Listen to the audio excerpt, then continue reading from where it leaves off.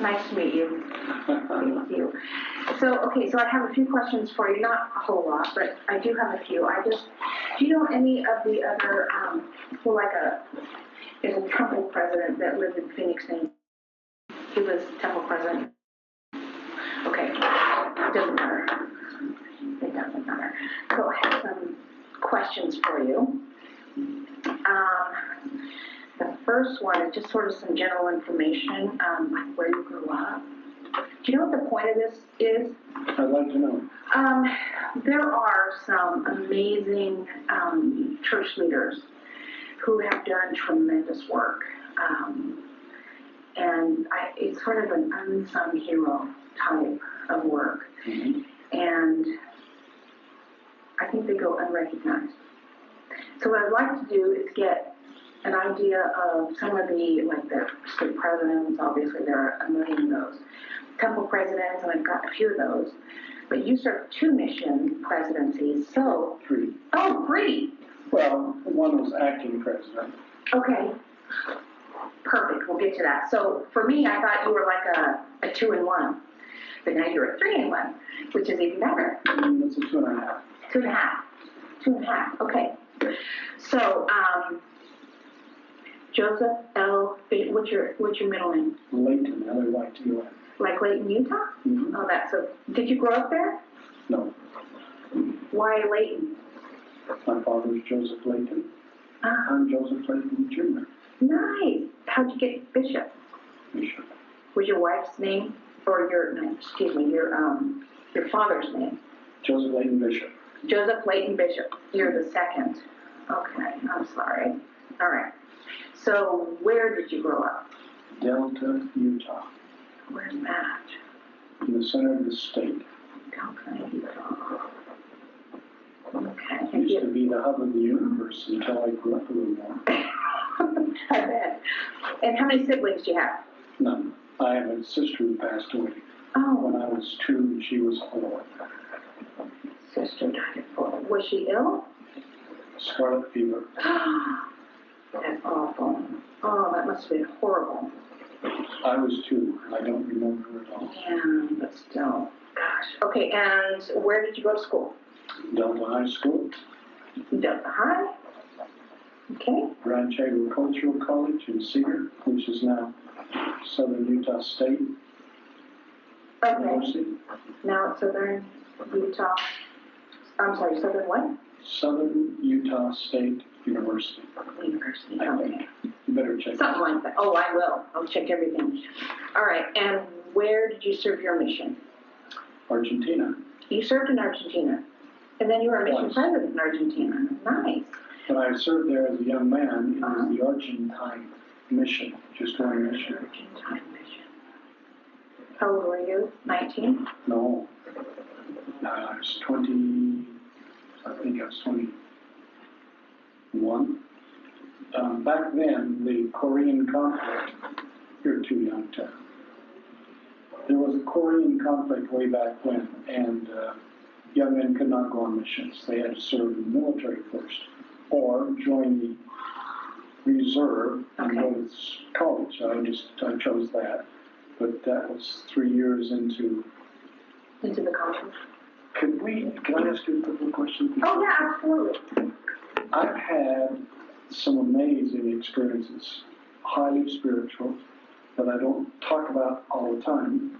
Yes. For obvious reasons. Yes, sir. There is some things that I think might help struggling mission presidents. Thank you. I'd be happy to go into all that, but I've had so many of those things. This might be a long interview, and you probably have to write about 15 people in your article, which is fine. It's okay though. I will take the most important parts, and perhaps your interview will be separate from others. Okay. I'm not. Don't misunderstand.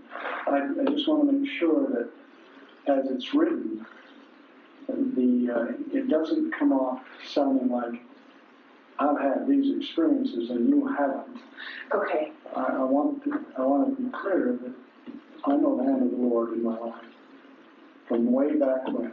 I did your lesson is very specific, numerous things, and they've all happened. So I know that my life has been. Have you thought about writing a book? I've written 3 books. Peace Be Unto Thy Soul. Peace. Do you mind if I write this? No, I'm so sorry. Peace Be Unto Thy Soul. Well, my first book was The Making of a Missionary, which I wrote after my experience as president of Buenos Aires North Mission. And it was called what? The Making of a Missionary. Published by Bookcraft. You know, this is very good.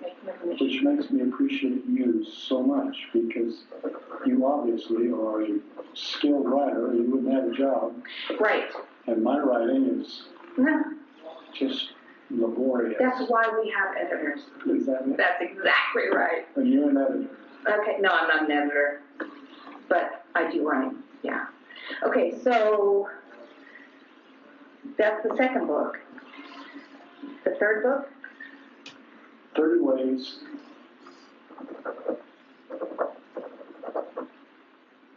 to Enjoy, no, mine, I've forgotten my title. Oh, come on! 30 Ways to Love Your Mission. To love your mission. Oh. Covenant called and said with the new young men going out, they wanted a little bit lighter. And so I wrote the book, and it's out there. Nice, and that's the Covenant. Yes. And who did Peace Be Unto Thy Soul? I did that. That was after my wife's death. Your wife died? Uh-huh. My first wife. Oh, when was that? I'm so sorry to hear that. That was 12 years ago. Oh my. But you've remarried? Yes. Okay. All right, self-published. Wow, you're self-published? You didn't self-publish Peace Be Unto Thy Soul? No, that was Covenant. That was Covenant. 2 books for Covenant and 1 for Bookcraft. Bookcraft, okay. Would you want to know? My wife was alive for the first book. Okay. Second book I wrote because of her death. It was a niche book to try to help those who are grieving. Wow. Going through the process. That's impressive. You have to read the book, find out it's impressive. Oh, I will read the book. I promise you. Oh, wow. Okay. All right. So, who's your wife now? I am divorced, but we're getting remarried. Okay. She was the one I was going to bring here. Oh. I would love to have met her. She would have loved to have met you. I married her because I went to the temple with her. Long story short, had an experience in the temple and I was to marry her. I knew she was struggling. She's had all kinds of problems, wayward husband. Like a cheating husband kind? I had one of those. Oh, they're everywhere. Mm-hmm. Yes, we are. So there was a divorce. She divorced me. That was about 6 months ago. She ended up here. She has a large family here. I ended up here, different reasons. And we've since gotten together and planning to get married. And when are you getting married? We haven't set a date, but within the next. I don't want all that. No, that's back after you. Yeah, that's what a wonderful story. So, who was your first wife? Bishop from Delta, Utah. Really? Was she like a childhood sweetheart? Yes. Oh. Was she your wife during the Buenos Aires North mission? Yes. Well, then she would have been at the MPC too. Yes. Okay, she only died 12 years ago. And she sang in the Tabernacle Choir for many 20 years. Wow. So you were in Salt Lake for a long time. In and out. Like missions and stuff. So, okay. General information. So you were married. And what is your education? We started on that, didn't we, when I interrupted? No, please. That's why I have things written down. I normally have a laptop, but... Yeah. Well, Associate of Arts degree at Southern Utah State University. bachelor's and master's degree at BYU. And Spanish, majored in Spanish, minored in French. okay, PhD at Claremont. where's Claremont? Clarement. It's in Claremont, California. PhD in what? Education. It's not an EDD, it's a PhD. Yeah, Dr. Bishop. I am you. Hey, Dr. Bishop. That's awesome. Good for you. Good for Okay, you. so when did you finish your doctorate? Well, you're giving me the dates. Let me preface that as I'm now 85, soon to be 86. Go. My memory is, Not to worry. I'm sure it's still with us. let's see, probably I ended up with my degree there at probably around 75. Still married? Yes. Okay. All right. We were married almost 46 years. Wow. And then she had the audacity to die. She just kicked the bucket on you. Like that. Poor She little didn't butter. ask me, She didn't ask permission? nothing. What is wrong with I that? don't know. Bless your heart. What was your first calling in the church? You were never a bishop, were you? Oh. Really? Can I write that down, Of course. Bishop? Okay, Bishop. You know, I think you might need a whole article just for yourself. But this is so much more than... Do you have a schedule at 4 o'clock? I don't. You want a little more background? Yeah. When I was a young man, I had my patriarchal blessing when I was like 16, 17.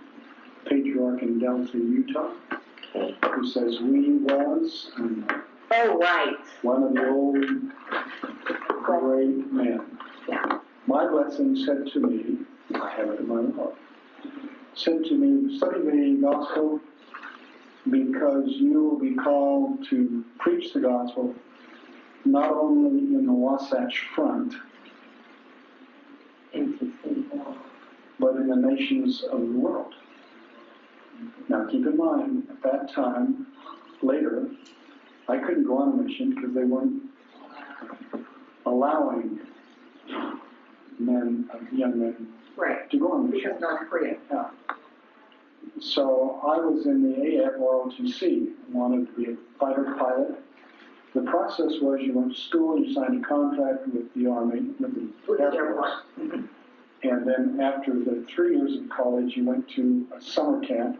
I went to the Air Force Base in Las Vegas, Nellis. No, yes.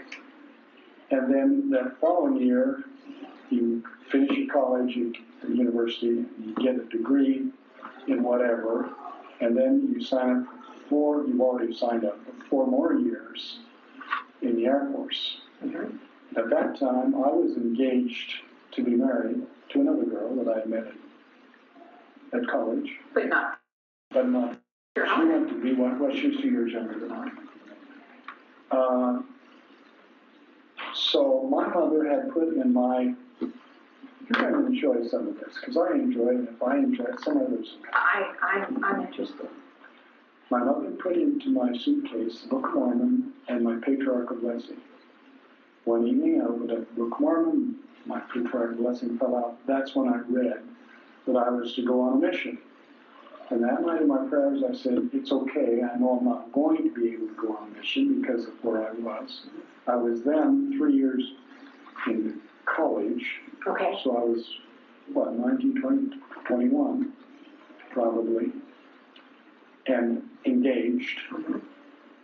Contract with the Air Force for another 4 years after I spent that year. By then I'd probably have children. Obviously not going to go on a mission. So I counseled the Lord, told him it was all right. About a week later, Eisenhower, who was then president, you may remember some of this? So I don't remember that, however. But historically, I'm not too far off. Yeah. So he cut a budget in the Air Force, and the cadets there at Nellis were all washed out because the cutting the budget. Right. So you were washed out? I was washed out. Sure. Mm-hmm. Funny how that works, huh? Yeah. Then a week later, I got a letter from the Army for my induction notice. I was to go to Fort Ord in Salt Lake, and there go through medical examination and whatever. And then I would be in the Army, in the infantry. Went up there. The young man who did the medical assessment was obviously just out of med school, trying to start a practice. And they had washed me out for frivolous reason. I have a, what's it called? It's a little nub of a rib, an extra rib.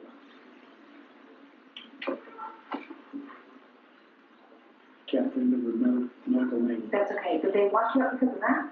Well, they had to have something to say, and I passed 5 flight visits, so it was. So I had for some reason, I'm taking my X-ray with me at that. So there was a little thing on the form that said, have you ever been disqualified for active or inactive duty? I checked yes, because of that. I thought maybe the AFROTC might be considered inactive duty, because I'd signed a contract, they had contracted me. And you were young, you were 21, right? Yeah. So I showed him the rear, and he said, okay, I'm going to put you 4F, which meant I was unqualified physically to serve. Okay. Then come to see me, give me his card, I'll take out that rib, and then you will heal, okay. And a month or 2 down the road, 1A, and you'll go in the service. Okay. And I said, if you put me 4F, you probably won't see me again. I was kind of laughing at it. Yeah, I will. 4F. Went home to my bishop, who is cervical rib. Cervical is the word. Cervical rib, okay. So it's an upper rib. Yeah. Right there under It's right cervical here. collar. Okay, clavicle. I don't know, but There you go. maybe it's somewhere else. It's somewhere. Okay. Went to my bishop and said, I can now serve mission. And back then, the bishops didn't track the age of the youth like they do today. And he said, are you old enough to go on a mission? I said, yeah, I had 3 years of college. Oh, good. 2 months almost to the day that I counseled the Lord. Oh, my girlfriend gave me my ring back. She broke the engagement. Because I just didn't feel right about when. It's not that we were fussing with each other. We loved her. But I couldn't decide when, so she said, and give me back the ring. That was taken care of. wow. So now you see what I'm saying. And it says nations. I've served a mission, 2 missions in Argentina. I was the area welfare agent for Central America. I served in Guatemala, Honduras, Nicaragua, Costa Rica, Panama. And you were blessed to be able to learn Spanish so well. Do you speak like a native? No, I'm not. Well, did you then? Was your Spanish really, really good? My Spanish was pretty good. Way beyond passable. Oh, yeah. Okay. Well, yes. I think that's fair to say. So, when you served Do you as... want this interview in Spanish? Oh, God, no. Maybe, but Spanish Did you is. serve a mission over there? No, but I lived there. Oh, my word. Oh, my word. Yeah, no, it's We ought to be writing this article for you. no, hardly. There's nothing special about me. Oh, I don't know. That doesn't sound not unspecial. Wow. Is that a good word? Unspecial, yes, that's a very good word. Okay, so, So, you served that after the MTC, correct? yes. What years did you serve okay, so would you call it a welfare mission in Central America? What was your actual calling? A missionary. Missionary. With the title, welfare agent for Central America. And what year was that? That was 3 years. And that's, let me go backwards. Okay. Came out of the mission in 83. No matter what mission, maybe 3. Well, I was president of Weber State. Oh, good God. President of Weber State? I'm so sorry. I am so unprepared for this interview. You were president of Weber State? College at that. Well, okay. Now it's university, right? Uh-huh. Weber State My College. task was to get it ready for university status against all the opposition. And Well, apparently you did well. I have left there a lot of blood. If you still go there, you can see my blood Oh. every day. Okay. Okay. Anyways, so, and there's another experience of how I was called, President Kimball. We won't go into his background. I had a special call. From President Kimball. Okay, and was president of Weber State, was that before or after the MTC? Oh, the sequence is I was at Weber State, called to be mission president. Weber State, called to be mission president of Argentina? Uh-huh. Okay. Buenos Aires North. I'm surprised you don't know that's the best mission in the whole church. Is it? Who would have thought? Okay, and then, so you went to Weber Then I State. came back.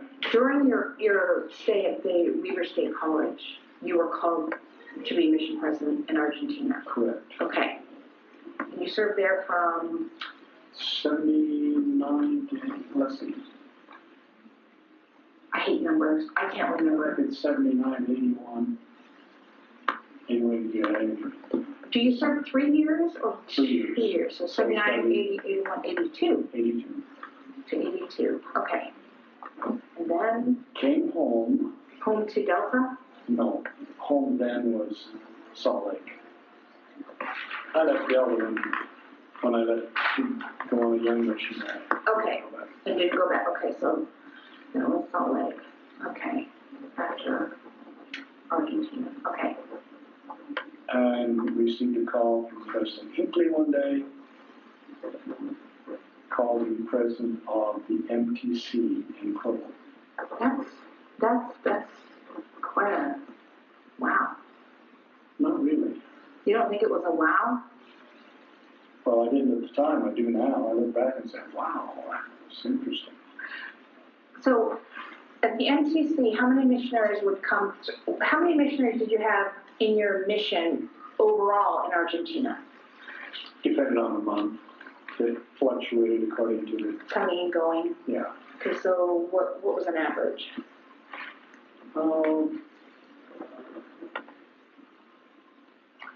180. 180 missionaries? Okay. No, I could be wrong on my figures. It doesn't matter. It doesn't have to be a direct quote.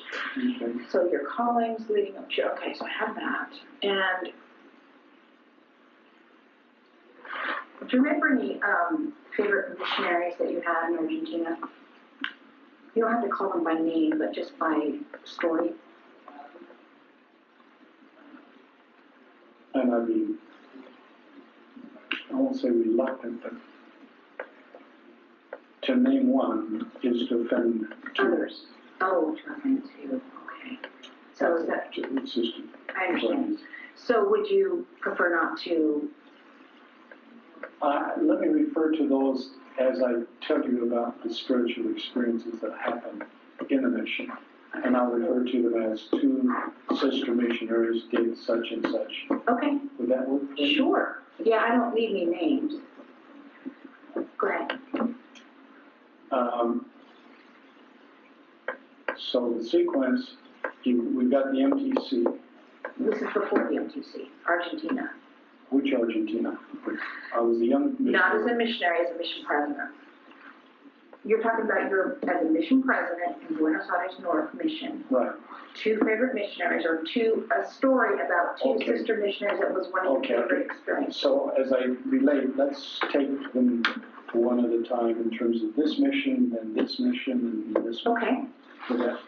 Yeah. Sequence. Sure. Do you want to talk about your mission as a missionary first? Is that the story you were about to tell me? Or as a mission I was president? just trying to get the sequence for you. Okay, go ahead. So was with me for both the MTC and the the Argentine mission. Okay. After the mission, let's see, now I'm going to came back from the mission, and then I started the MTC. After the MTC, President Monson called me and said, back to some of my, President Kimball was special to me because he called me under special circumstances to be a mission president. Knowing well. To Weber State College. From Weber State College. From Weber State College to Buenos Aires North. Right. Okay. When I came back as president, let's see, let me back up. When I became president of Weber State, on the Board of Regents, it's the governing board of the universities. Yes, sir. There is always a member of the church, a general authority on that board. Okay. That man became my first contact. When I was president of Weber, I had a problem. If I had a question about what would the regents say about this or that, I would call my first contact, which was Thomas Monson. So we had that association. And he was an apostle at the time. He was an apostle. He's been an apostle forever, 50 years. So he was an apostle. He was an apostle. He wasn't. He was a quorum of the 12. No, I think he was. Yeah. Okay, presidency. Later, Harold B. Lee, I met Harold B. Lee at a courtesy call when the president of the Weaver or any university would go around. You'd meet the governor, you'd meet the blah, blah, blah, blah, blah.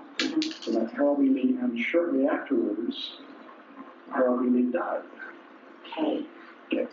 Then President Monson became counselor in the first presidency. And Neil Maxwell became my first contact in the Board of Regents. At Weber State? Yeah, when I was at Weber State. Okay. Does that help? Oh my gosh. No, that clears up a lot of stuff. Okay. No, okay. This isn't going to be able to be put in one little story, so. I know. There you go. Okay, so? So I had, in terms of church service, we had the MTC, before the MTC, we had Buenos Aires North, Right. Then the MTC. Then later, I went over to BYU, was a professor there for 10 years. You went to BYU as a professor for 10 years after the MTC, which was 19... Let's see, 86, 83, 86. Yeah, about 80. You were 83 to 86 at the MTC. Mm-hmm. Okay, I'm confused, sorry. This is so much more than I expected. Okay, so 83 to 86 at the MTC, and then you went to BYU as a professor of what? I was in the education department. Okay.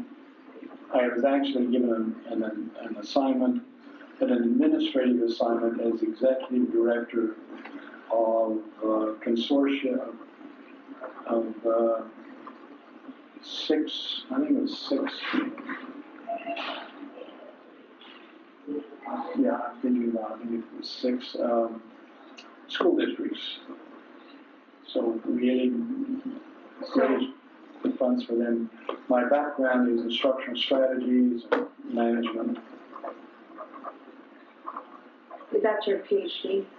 That's actually the PhD. Oh my gosh. Wow. Can't hold a job, you just keep bouncing around. Well, you've certainly been blessed financially to be able to, I'm blessed. yeah, well, I think the Lord provides for those who serve. Wouldn't you say? Uh-huh. Okay. Maybe not financially. Doesn't matter. But sure provides. Yeah. Which is another story. I just got out of the hospital 3 days ago. Had a miraculous thing happen there. What happened there? Do you have the time? I have time, yes. When my second wife got the divorce, she was frustrated about life and things. She had a real problem with any man trusting. Why? Because her husband was a Cheater? yeah. Is that all? Just a cheater? Is that all? I don't need to write that down. No. No. Well, it's not pertinent information. But okay, so she had a cheating husband, right? Yes. And she had trouble trusting any men or just priesthood leaders She or? now trusts me and loves me. And What changed? the divorce. Hmm. I was there. I had with her, she's a nurse, Okay. retired, of course. She's 82. I'm 85. You were out the cradle there. Was she as beautiful as your first wife was? Well, this was another one of the spirits. I told her there wasn't any, we weren't going to, the relationship wasn't going anywhere. I told her. And we went to the temple because she had time and I didn't know what else to do with her. And in the temple, I had this. Yeah. Wow. Yeah. That's remarkable. It is remarkable. Married her, knowing that she had all these problems. I don't need to put it out on her so much, but there's no doubt she had serious problems. And we struggled. We struggled. And finally, one day, she kept wanting a divorce from day one. And I could give it time, work it out, you know. But then it finally happened. And I left St. George. She left St. George. I felt like I'd been hit with a truck because I lost all my friends. I was on the High Council in the state doing a project of missionary work that was meaningful to me and changing things there. It was, you know, so that happened. She also saved my life, incidentally. I had the pain, and I said, okay, nurse, you know, what's this pain?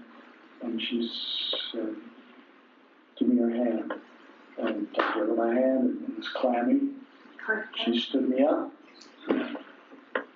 dug in her purse, pulled out an aspirin, chew this, come with me, sat here, took me to the hospital. They didn't let me out of the hospital. They took me right into had open heart surgery, quadruple bypass. Holy hell. Wow. Saved my life. Apparently she did. Yeah. So there we are, a few years later, and she wants to divorce me. So 5 minutes, okay, what? Now I'm in limited funds because the bubble burst. I lost a home. It was worth over $1 million, I thought. And money to ended up in jail, who was one of my missionaries. Yeah, hurt my feelings. Yeah, I bet that did. I'm giving you too much information. Was he a missionary in Argentina? Oh, I'm sorry. So the divorce thing happened, and then she came here, and I came here. But I came here because I had a son here. She came here because of family, but we weren't going to get together. Right. So I came here, and I found it's a little reserved community for adults, old people. Go there. I can't see you there, but okay. I really like it, not because there's a big pool, and there's 2 pools. There's golf, and I don't golf. There's pickleball, I don't pickleball. There's all these things, but the people are so friendly. That's what I like about it. And there's a restaurant there, and a little post office, and it's like a little team. Like a little town, a village. Okay, And all it's right. cute. Good. So I came to town and said, I need to go find a cardiologist. My son knew a medical doctor here, and I called him, and he said, this one over here. Went to see him, and now I left my cardiologist all through The one in St. George? yeah. The thoracic surgeon there that operated on me was, he nipped my artery into my heart and sutured it shut. So right after the operation, I was in serious trouble. Oh my It God. was the cardiologist who saved my life then. My blessing says my life will be protected till my mission is finished. Wow. I just don't know what my mission is. So I really want to tell you this. I haven't said this to anybody for a while, so if you don't mind. I don't mind. Go right ahead. I'm just gonna. Because you're busy. No, please. So there's reason why she wasn't here today. I wouldn't be able to talk about this if she didn't feel comfortable. That's one of the reasons I try to interview people alone. Yeah. So, well, I'd been here long, and she called, and we got together, and she apologized, and she'd been thinking about her stuff. She'd made a whole new woman out of herself, actually. She was looking at what she needed to do, not what I needed to do, because you need to do this, you need to do that. Right. Change No, you. just, Now I'm changing just you. not like that. Right. And she's just been Beautiful story. a doll. So the doctor, I went to the doctor, and he said, well, it's been 10 years. And he examined me and said, I think you have a valve problem. So I need to look into that. So we had an MRI, we had all kinds of things I do. But it's not anything, it's not operable. And it's not that serious yet. So, you know, I'm looking, if I have 5 more years, that makes me 90. I'm happy, don't you think, to live to 90? Unless I get to 90, then I want 100. Then you go, wait a minute. You can make a few more. So anyway, he got to the point, he said, we need to do an angiogram. Do you know what an angiogram is? I do. So I didn't want to do one. I've had 3 others through the years, and they're not fun. Yeah. No. So I said, okay. The angiogram that I just got out of the hospital, he found that 1 stent to an artery to the heart, 90% blocked. 90%. 90%. And so it was just feeding. And I've been having some pains up here, and I told him that, and that's why he wanted the angiogram. Long story short, he put a stent inside the scar tissue had filled up. That was what had blocked up. Where the doctor had nicked you before and sewn it up? No, that was This is a different area. a different area. Wow. That was the bypass they did because he sutured it up. Bless him. Yeah. Mm-hmm. He was my leader in the high priest corps. Okay. So anyway, so he was finally able to cut out the cartilage and put another stent in, and then grind, pushing the other stent that was already there up enough to get a flow. Nice. That was 2 days ago. Oh, that was 2 days ago. That was 2 days ago. Wow. Had I not been divorced, meaning had to move From St. George to here. from St. George to someplace, here, obviously, this guy is probably 3 out of the nation that does the stuff that he does. That's We're lucky to be with him. Lucky? Is that luck? Is it? You know. Exactly what you're saying. So now, saying how blessed we were that we got a divorce, and how blessed we are to be back together again, planning to get married the first year. Wow. So isn't, do you see what I'm saying? I do. have so many stories like this. Well, So, let me ask you something. we haven't really begun on this, what I want to say about helping other mission presidents. Well, that's true. We might have to re-interview for that. But I have some questions for you. Sure. So you were mission president at the MTC in 83 to 86, Probably then. roughly. And after that, you were at BYU for 10 years. Uh-huh. That's a long time. Okay, so Then after that, I got a call from Bob Wells, Elder Wells, Elder Robert E. Wells. Yeah. We've been friends for 40 years. He was my file leader when I was mission president. He was your what leader? File leader. Back then they didn't have area presidents. He was your file leader. What's that mean? Just, he was my guy that I had to get permission to, he was my leader. He was your guy. He was your contact. Uh-huh. Huh. He called and said, what are you doing? I said, I'm bored to death at BYU. And he said, well, we need somebody. You want another story? You don't. I do. Go ahead. Go on forever and ever. Well, actually, I do. I have a few specific things to get to, but yeah, I want to hear everything. Give me guidance and I'll just follow. Well, there are some things about the NTC that I wanted to ask you about. I lived in, I told you, for a number of years, and I worked in, I was at the NTC in '84, and you were my mission president. No wonder you're so talented. Is that why? Is that right? So, you know, the last several years, I've worked as an addiction specialist. As a what specialist? Addiction. Oh, have you? Yeah, I worked in court for a number of years, mostly getting people with drug and alcohol addiction issues to treatment.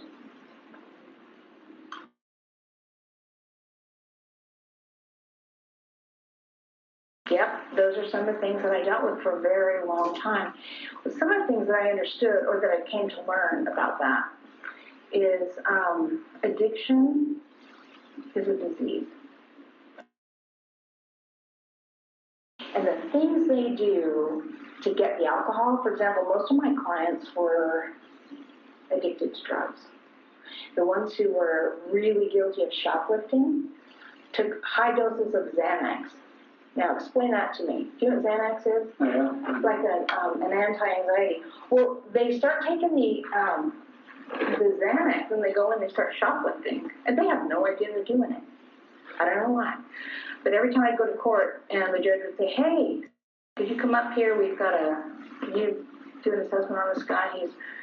He just shoplifted nail polish. I'm like, nail polish? I talked to him and he'd say, wow. Yeah, I'm like, oh, I didn't hear it. Well, why did you steal nail polish of all things? I don't know. What were you taking? Okay. So anyway, we've got a lot of people to treatments.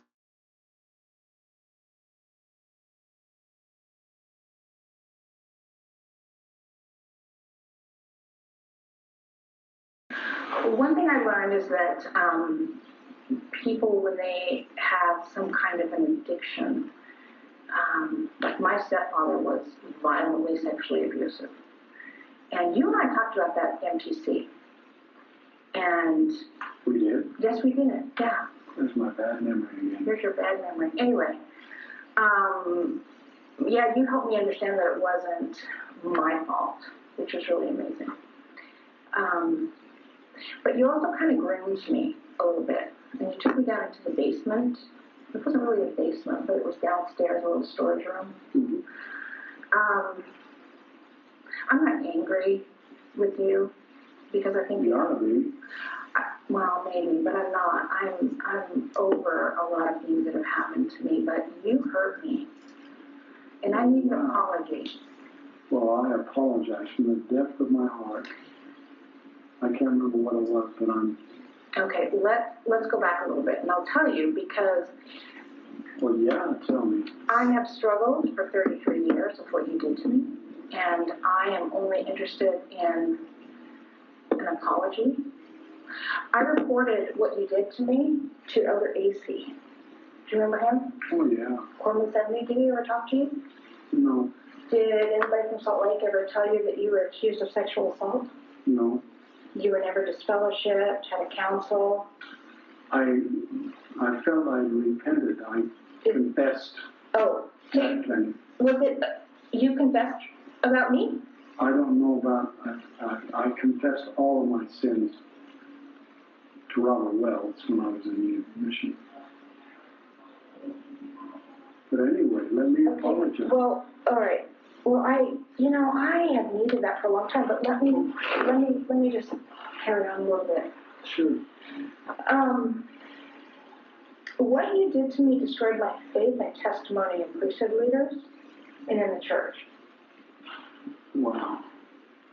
you took me down. You don't remember taking a sister missionary downstairs into the basement?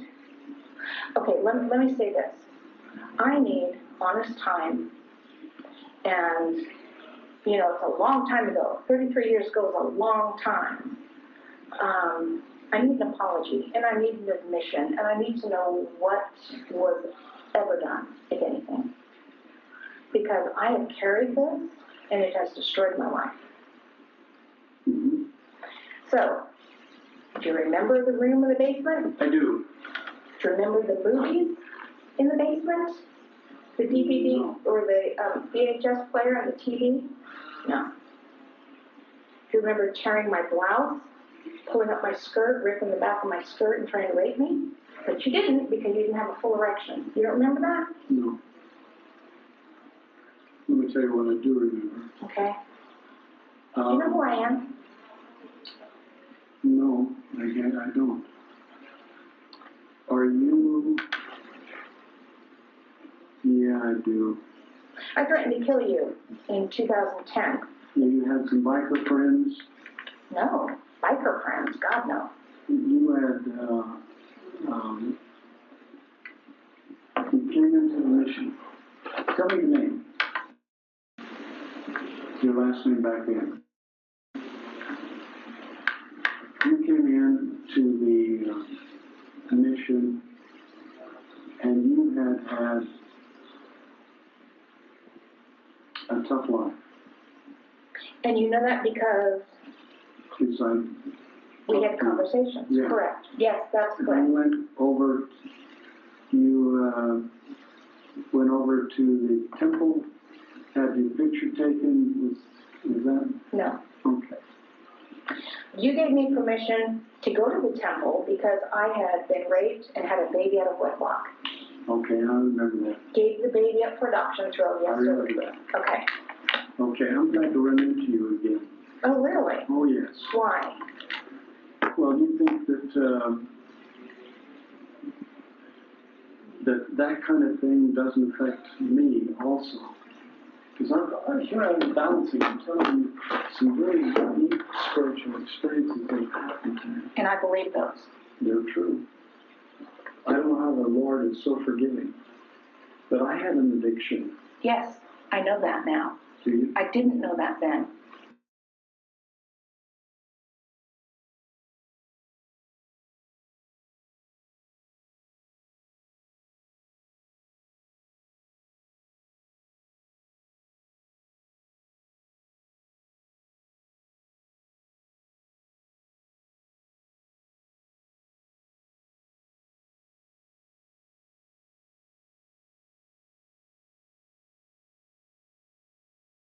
I'm sorry.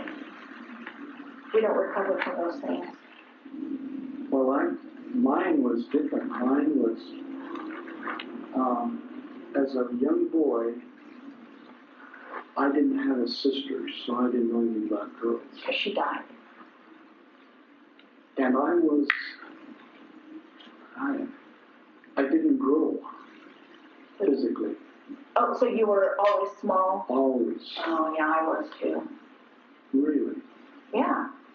In fact, I didn't even have breast on my mission. It was after my mission or into my mission that I developed breast. Yeah, I was so far behind. Well, this affected me in a funny way.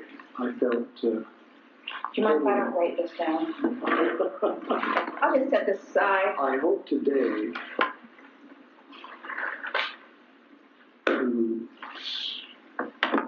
yeah, I don't care about that right now. This I care about, but yes, thank you. Okay. No, it's a healing thing for... I want us both to heal some more.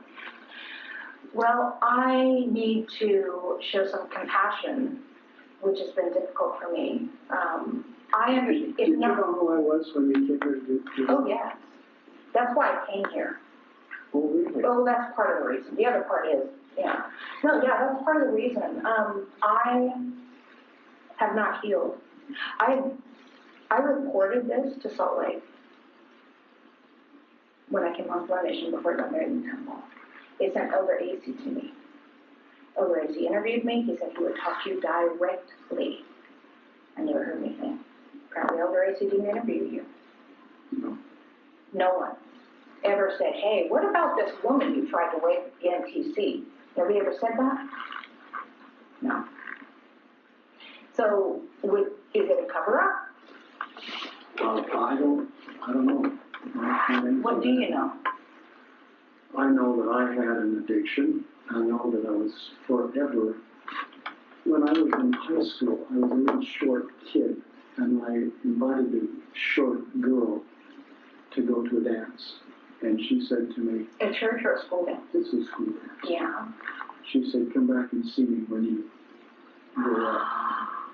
Oh, I'm so sorry. No, it's... Well, it affects us. But I have this thing about I was in sexual addiction. What can I say? But did you get treatment? No. So what did you, how do we... I kept fighting it. I kept trying to pray and this and that and everything else to get over it. I now feel healed in the sense that I am not tempted. Did you notice what I did when you came in? Shook my hand? No, I opened those. So Yeah, no, I didn't notice that, but it's fine. Well, just so you know, I don't put myself in a position to be. So let me tell you some of the things that you did in MTC. And I made closure. I'm not angry, but I am a broken woman because of the things that you did. Okay, one of the things you did was you told me that you and other leaders, and I didn't know what leaders meant at the time, would go to a place, and I don't know if it was a hot tub or hot springs, in Wyoming. Did you remember that? No. Has that ever happened? Why would you tell me that then? I don't know. Okay. There was a woman in the hot tub or at the springs or whatever with you and these other people who took her bikini top off. You don't remember that? I had an experience similar to that, but it wasn't in the hot tub. What was it in? What was it? It was in Utah. It wasn't in Wyoming. Do I have my areas mixed up? Probably. Because that's only, it didn't happen. But that did happen. Oh, so maybe it was Utah. Okay. How about this one? You told me that. Was I trying to titillate you? I believe so. You were grooming me, is what you were doing. And there was another girl. We'll talk about her in a minute.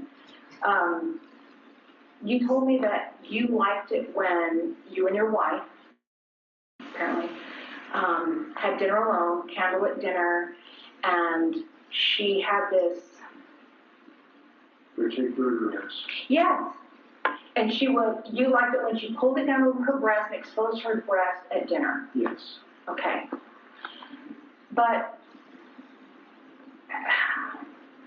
okay, so your addiction was the problem. I understand that.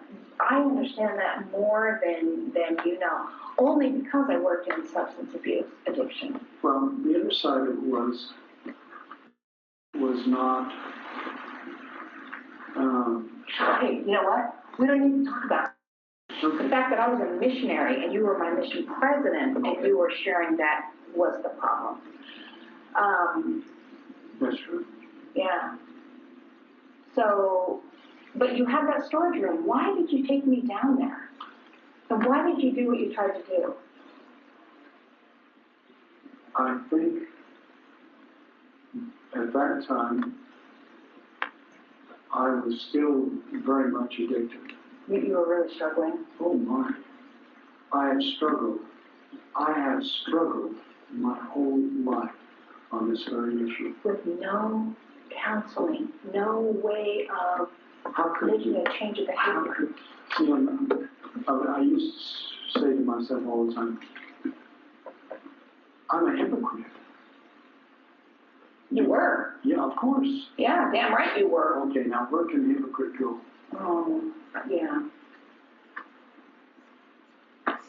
So you try to change your behavior? Trying to solve it myself. Yeah. I'm not going to do this anymore. I'm not going to do this anymore. I'm not going to think of this. I'm not going to, So you try your own kind of mind control where you focus on the appropriate things and try to set aside the things. All of those things.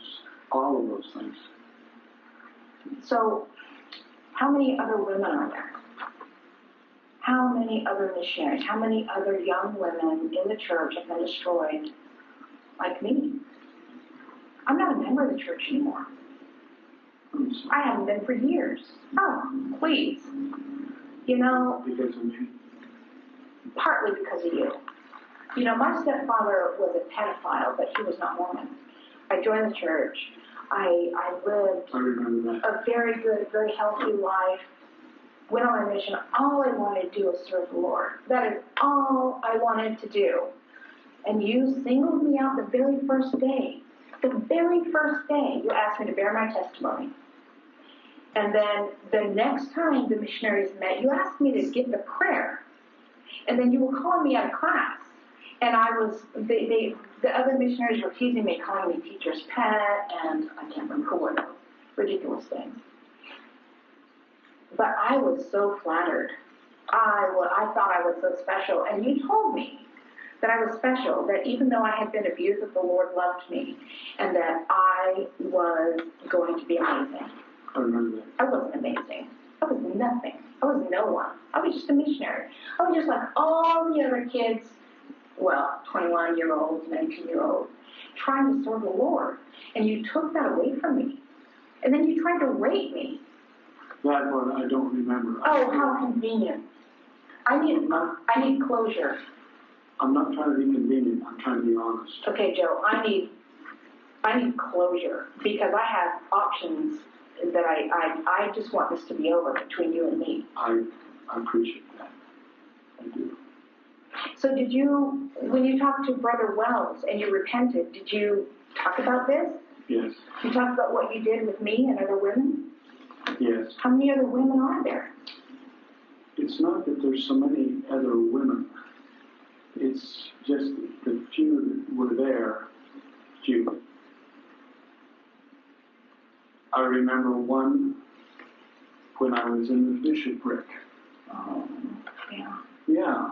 That was so long before you were a missionary, a mission president. That was. Oh my God. And I remember you. Do you remember the other girl with me? Pardon me? Do you remember the other girl with me? The other one you were grooming? Her name was... Yes, that's her last name. I remember. Did you molest her? Yes. Did you apologize? Oh, yes. To her? Yes. Directly? Yes. Well, where the hell were you when With you. when I reported? Why did you not ever? Let me go back to the and make sure I get it all out and all straight. Please.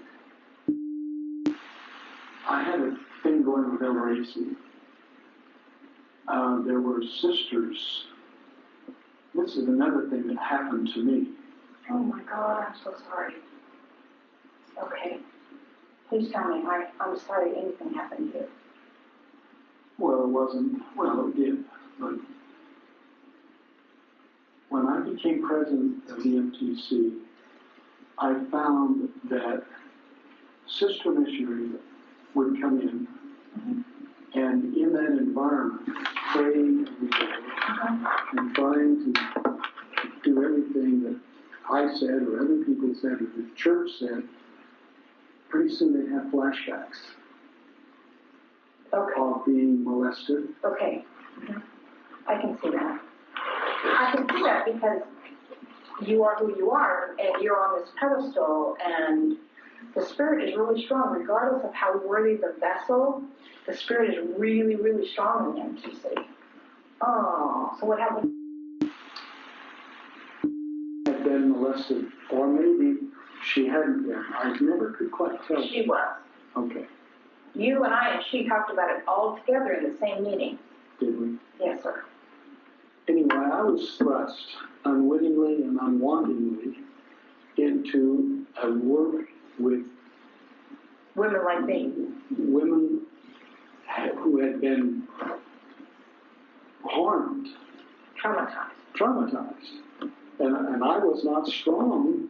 You know, the last person that should have been in that situation was me. I shouldn't have been in that position. But anyway, there I was, trying to commit suicide there at the MTC. I had asked Elder AC on several occasions, well, several, maybe twice. I needed a budget increase for a counselor for these women. And he had heard Elder Packer give a speech to bishops, I think, or maybe it was a conference address, but he said, don't, Elder AC's interpretation of this was, don't go to counselors, professional counselors, when you have a bishop. Go to a bishop.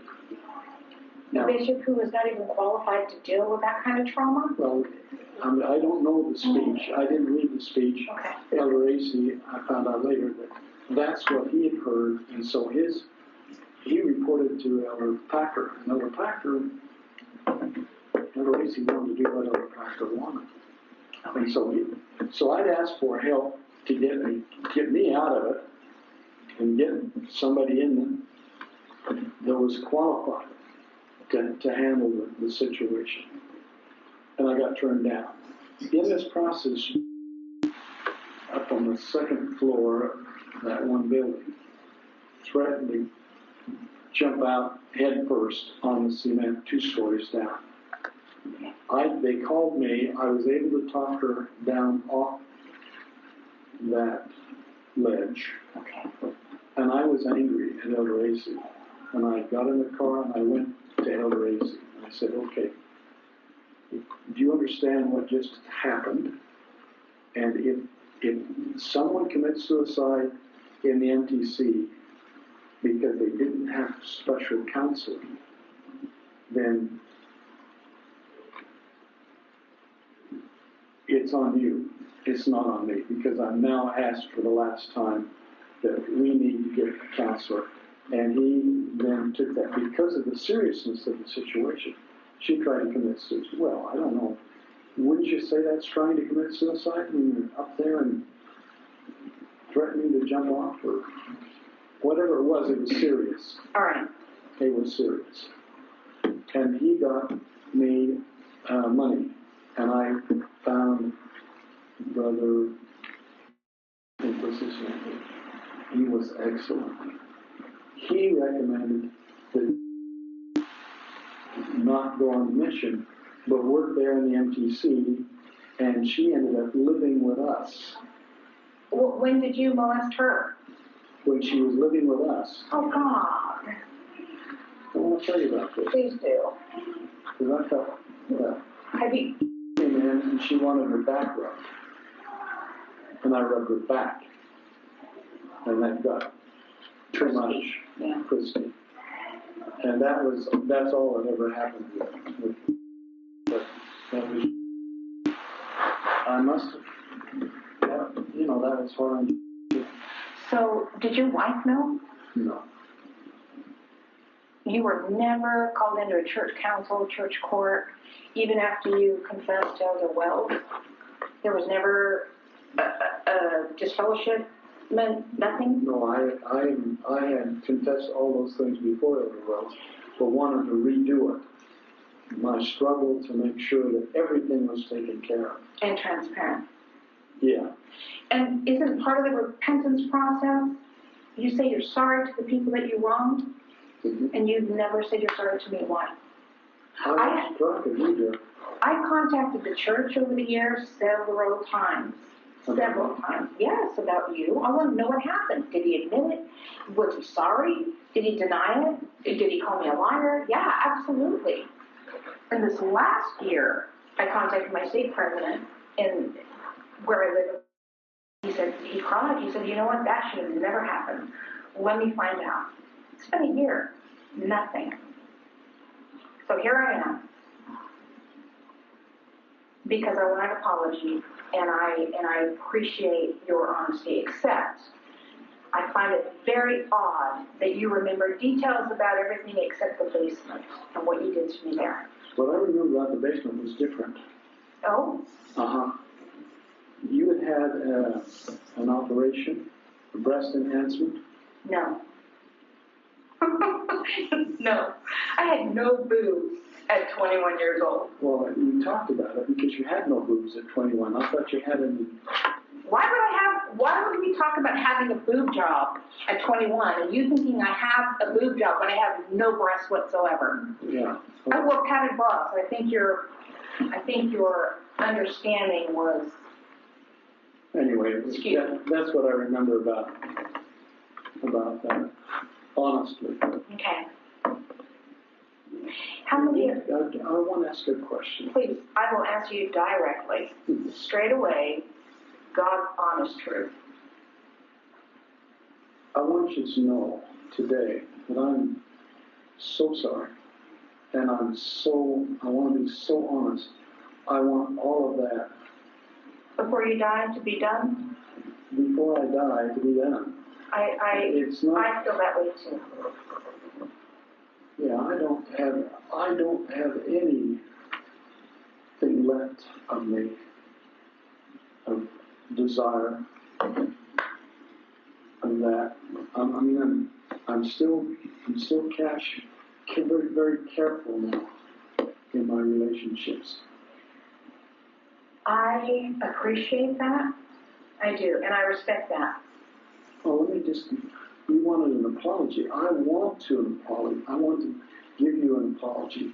I don't know what else I can do about it because of here we are after all these years. But it just hurts my heart to see you suffering, and I suffered. I understand because it's a two-way street. I have suffered, not like you. You know, it's funny. I told you a story. I don't know if you remember this, so I'll remind you. You can tell me if you recall this. My stepfather was a pedophile, which you I remember that. Yes. I remember you telling me that. When I was in 4th grade, I went to the hospital with asthmatic bronchitis and I got on the table. They had to bring in the defibrillator thing, and I floated above my body, and I saw my stepfather and my mother. My stepfather was crying. I remember thinking, why is he crying? And I'm watching my body, looking around. I can tell you every freckle on that doctor's head. And then a nurse. How old were you? In 4th grade. I don't know, how was that? 8. Oh my goodness. So, 9, I don't know. I followed them, and I just followed them. And they went into this room, they closed the door, and I went right through the door. It's called the cry room. It said on the door, cry room. And I remember my stepfather was crying, and I remember thinking, why is he crying? He doesn't even like me. Why is he crying? And for 1 nanosecond, I felt his pain. And it was horrible. This guilt, this self-loathing, this absolute gut-wrenching, I hate myself. I couldn't bear it. My little spirit was just too tender. And I went right back to my body. And I never forgot it. And that's why I was able to forgive him. Because I'd rather be me than him. So the truth is, even though you tried to rape me and you couldn't get a full erection, you still... I do not remember that. Well, it's terrible. Yeah, that was pretty damn terrible. But I'd rather be me than you. I would rather be you than me.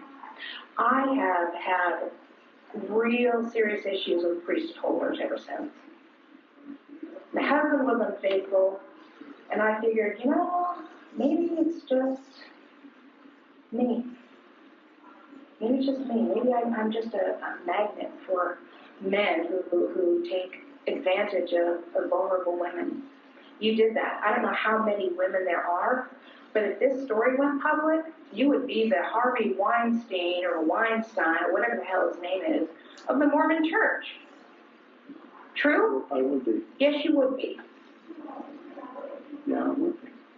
How many women have you apologized to at least? Obviously. Is she still alive? Did she ever... I haven't. She contacted me. She did what you did, appropriately so. She made an attempt to find out Well, anyway, I had a conversation with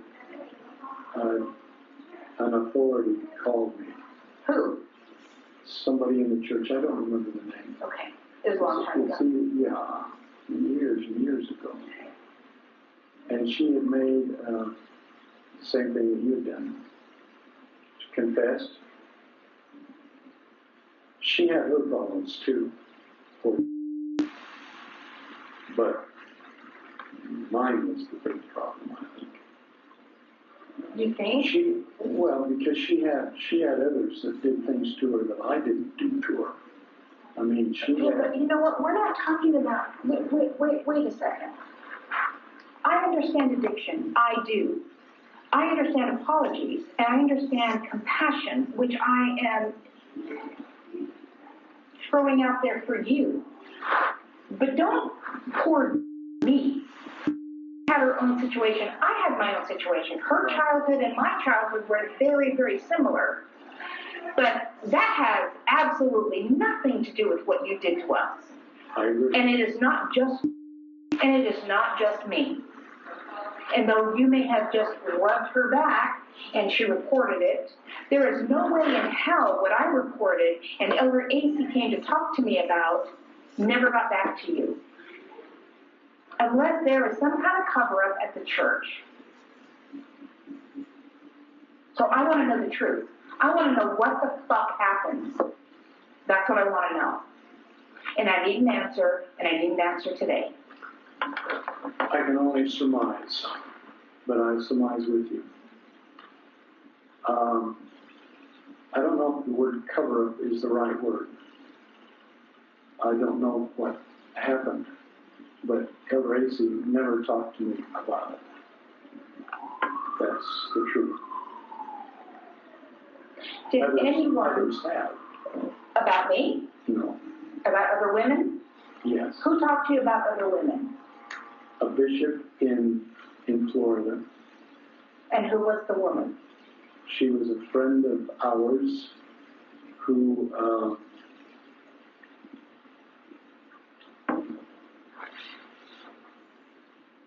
she made a swimsuit that she wanted to show us, me and another guy.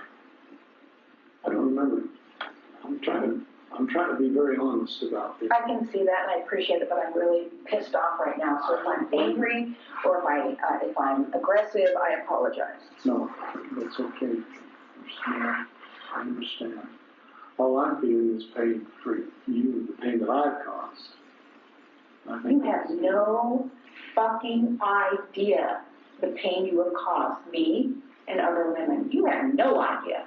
No idea. I can only believe what you say. When you have an addiction and you recognize that you're doing things to young, vulnerable women, broken women, who are looking only to make their lives better and serve the Lord, you take advantage of us and you just stay. Not only do you stay in that calling, you go on to take other callings. You accept callings from the brethren without saying, you know what, I don't think this is a good time for me. Or, oh, I don't know, I have molested or tried to rape some of my missionaries. How many of the sisters in Argentina? No. Oh, please. You were so brazen with me, that was not the first time. That was not the first time. How many other are there? How many?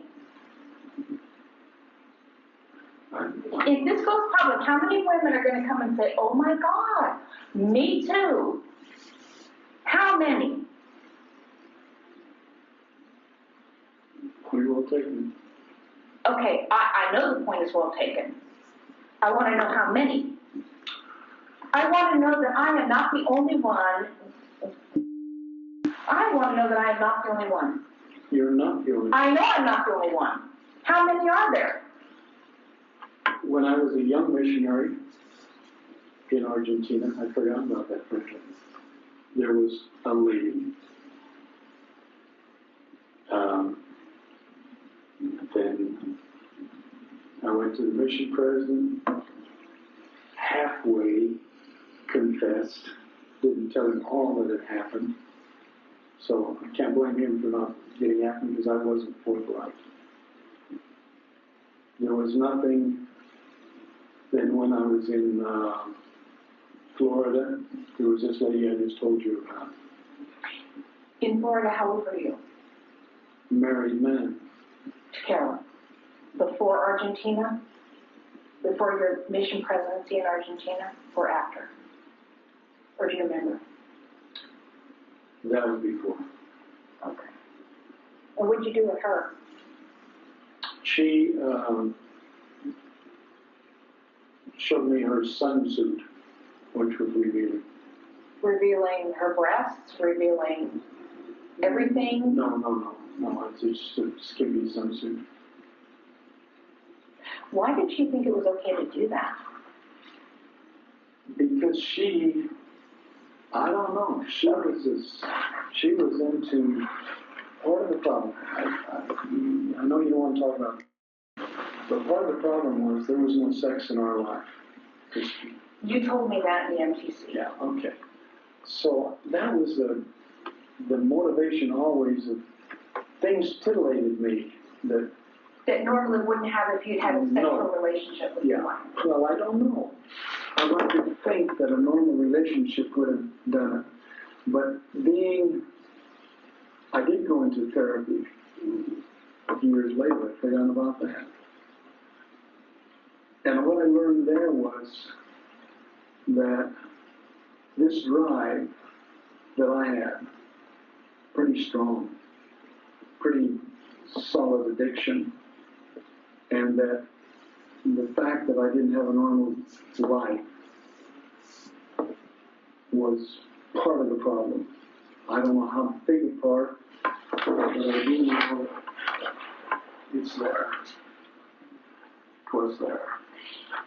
You, with your addiction, was a predator. You were a predator. You preyed on women, vulnerable women, broken women, women who you thought were not strong and could not or would not. You told me that nobody would believe me. I did? Yes, you did. I apologize for that. I forgive you. But I think you were right. It's big of you. I'm serious. You know, it's not. Let me just say something. Everything out here is very transparent on the table. If I had not had the childhood I had, if I had not been a victim of sexual abuse as a child, what you did to me would have absolutely traumatized me. It didn't. It did, but not in a way that it should have. Because I thought, well, this is just one more thing. One more time being raped. One more penis in my vagina. So, for me, that and the fact that you said no one will ever believe you. Look at you. You said, look at you, look at me. Look at you, look at me. And I went to my room, and I pretended I was sick. And I just lay there, didn't cry. I cried on my way out, but I didn't cry. And I just thought, oh my God, I am nothing. I am no one. Nobody loves me. I am not lovable. You were on this pedestal. You were this amazing, you singled me out. I felt so special. I thought I was special. I wasn't. You were a predator. You groomed me. You preyed on me. And then you took advantage of me. And because you were so brazen with what you did, I knew I wasn't the first one. And I knew I wouldn't be the last one. But I never said a word. I went on my missions. Pretended somebody in the fucking parking lot tried to rape me because I was having an anxiety attack. I didn't want to tell anybody. I didn't tell anybody. Went home. I didn't go home really. There was some Mormon family. They sent me to see some therapist who was I don't even know who he was, but he was so fucking arrogant. All he talked about was himself. And what he kept saying to me was, you have a secret. You have a secret. I'm like, yeah, damn right I have a secret, and I am not telling you. I didn't like him. If I'd liked him, I would have told him. I didn't tell him. Went back out in the mission field. I've never been the same since. Never been the same since. And I have. Yes, I do. I have. And I'll tell you, if you ever touch one of them, I would kill you. Do you know I threatened to kill you back in 2010? Nobody ever called you and said, oh, by the way, this woman who accused you of raping her is threatening to kill you, so you should probably hide. No? Well, I called Salt Lake. I finished my in Utah, and I called Salt Lake, and I said, you know, doesn't matter. Not important. I had my youngest daughter with me. She was 4 years old at the time. I called Salt Lake, and I said, look, I need answers. It's been a very long time. Here's his name. Here's what he did. What happened? You know what they told me? You're not entitled to know. I said, I'm not entitled to know? Was there a council? Was there a court? Was he excommunicated, disfellowshipped? What? You're not entitled to know. I said, really? Well, you know what? I have a gun, and I do have a gun. I was training. I had a gun, not with me. I said, I know where that bastard lives. I will go shoot that bastard myself. A few minutes later, guess what? The cops show up. And I said, I was in the mission training center, and the mission president sexually assaulted me. It's still on record. I just checked before I came here. Mm-hmm. Never got an answer. Last year, I talked to my state president. I said, you know, can you just get me some closure and answer something? Why has the church never spoken out? There's a recent article in the paper in Utah about some bishop in Provo who didn't report something, and the church came out and stated saying, we are transparent. We have a zero tolerance for this. I'm like, yeah, right. Bullshit.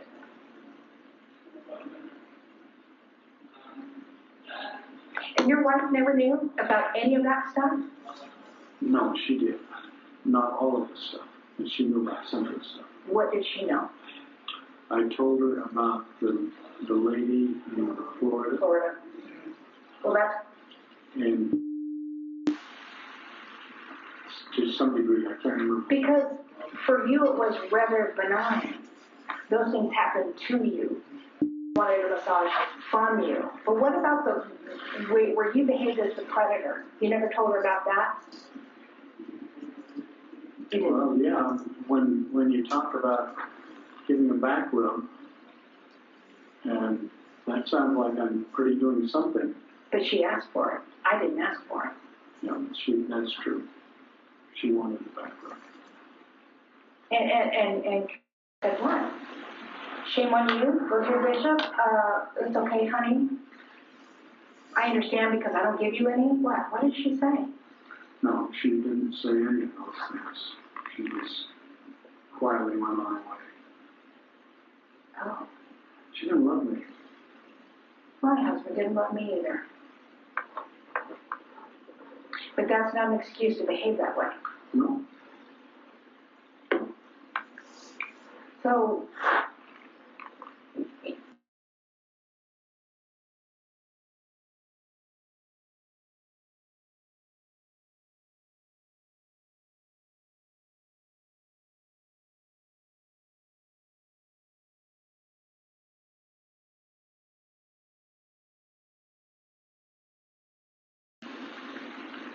They don't know about me. they might soon. Well, it's up to you. It is up to me.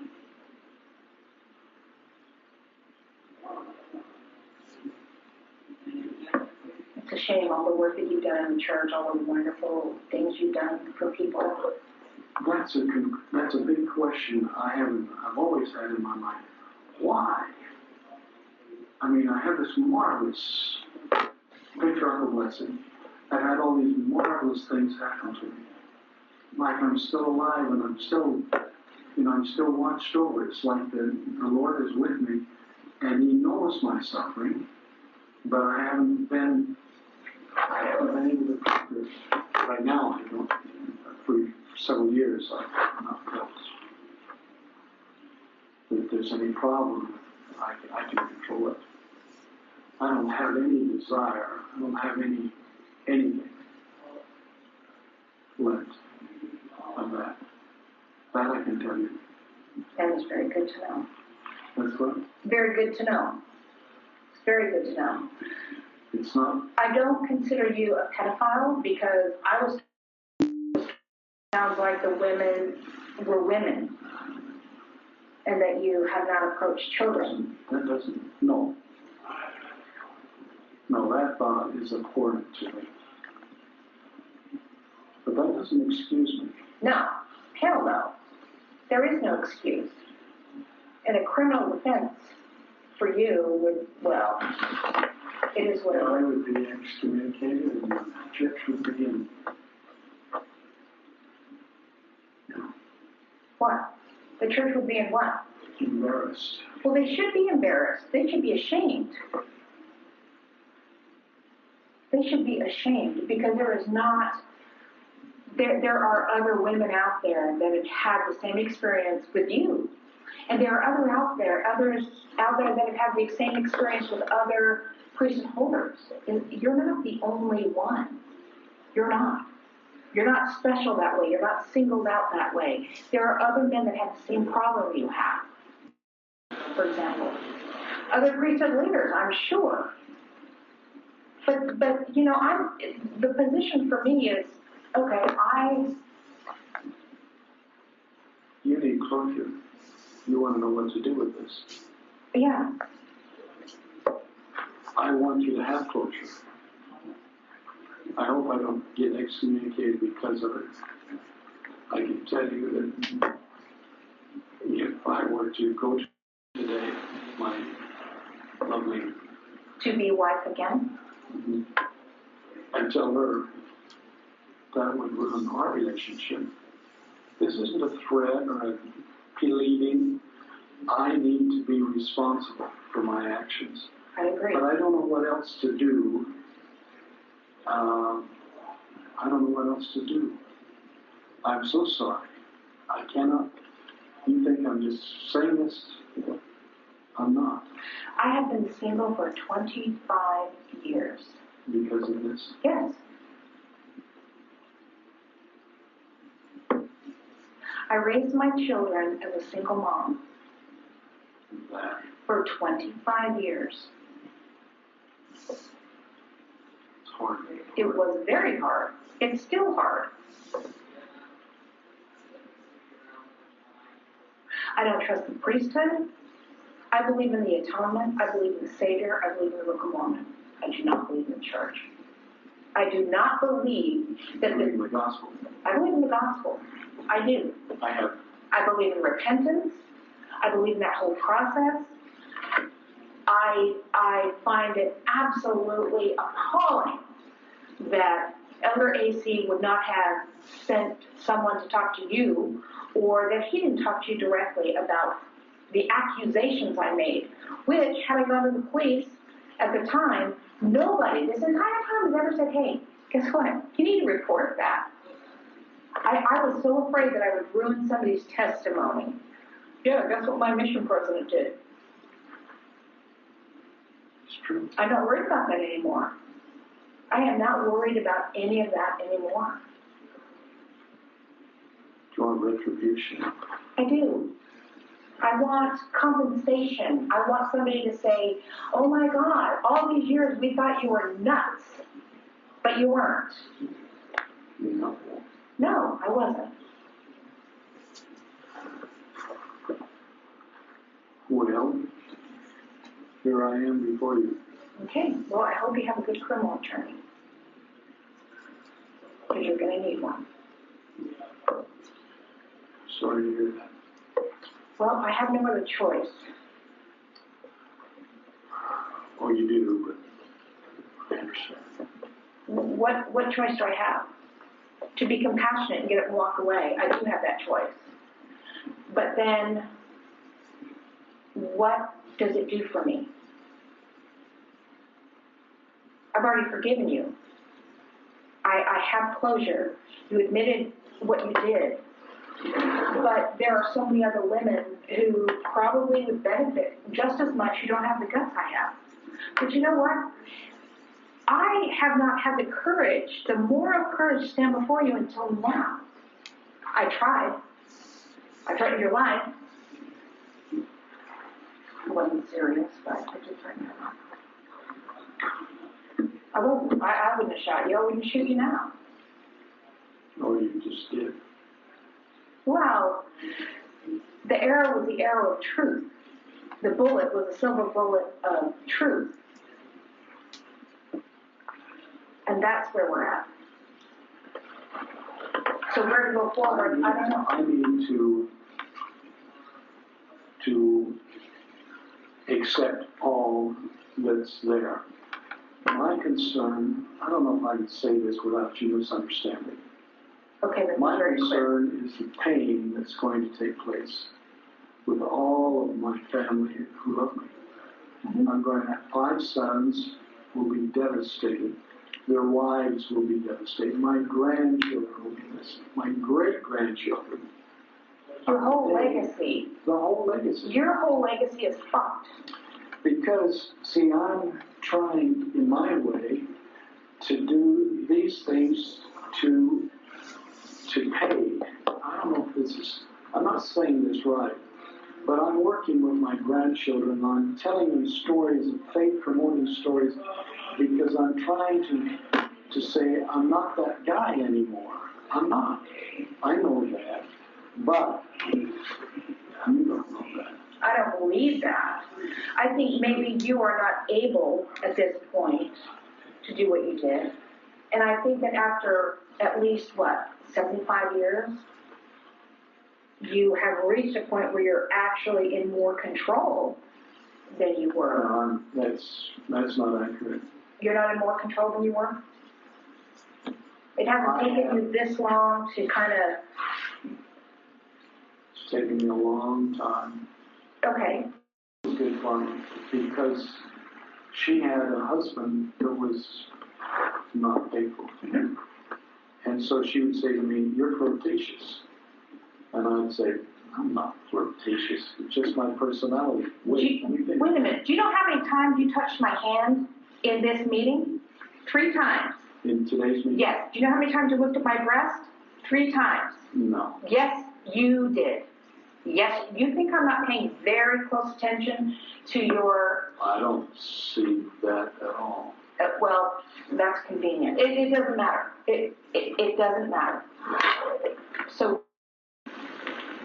You say you're flirtatious. And I would say, "No, I'm not." Then one day, I woke up. I don't know what woke me up, but I guess it was I developed a strong love for her. She loves me dearly, and I love her dearly. And that makes me sad because that's going to disappear also if you know please. But it did, something happened to me. Something happened to me. I don't know if it was a gift from God or what, but just like that, the desire was gone. I don't think I looked at your breast today. You did. Okay. I don't do that. Once you looked at him at the point when we were talking about, you said that I had a boob job or I had a breast augmentation or whatever it was at the MTC. You looked at me then, but you looked at me 2 other times. Once before that, once after. It doesn't matter. It's a habit. You are flirtatious. You are gregarious. That's part of your charm. And that's part of how you have... That's exactly what I came to realize. Yes. That was that realization and realization that put us back together again. Your charm? The realization that I had used, wittingly or unwittingly, my charm for the wrong reasons. Well, you've always been very handsome. You're still handsome at 85 years old. But... That's irrelevant. No, it is relevant. Because an ugly man cannot do what you did. Well, somewhere along the line. Oh, there's Harvey Weinstein. No, he's not very handsome, is he? Yeah, well. All right. Somewhere along the line, in this divorce thing, I had to say and recognize something that I didn't recognize before, and that was that I was flirtatious. And that leads to can lead to every kinds of things. So that realization and loving me has brought me back to sanity in this area. I now recognize addiction. I do. I remember the first time that I was maybe 8 years old, 6 years old even, and there was this girl next door, and she was in the swinging back and forth, and I was intrigued at that age, and that just grew from there. Just grew. Isn't that normal though? I guess. For a 6 or 8 year old? I don't know, but it wasn't normal. I have friends who are not this way. Oh, most people are not this way. I had a hard time understanding that. That they're not this way? Yeah, because I thought I was normal. Right. Oh, yeah, that makes sense. Yeah. Take over the table.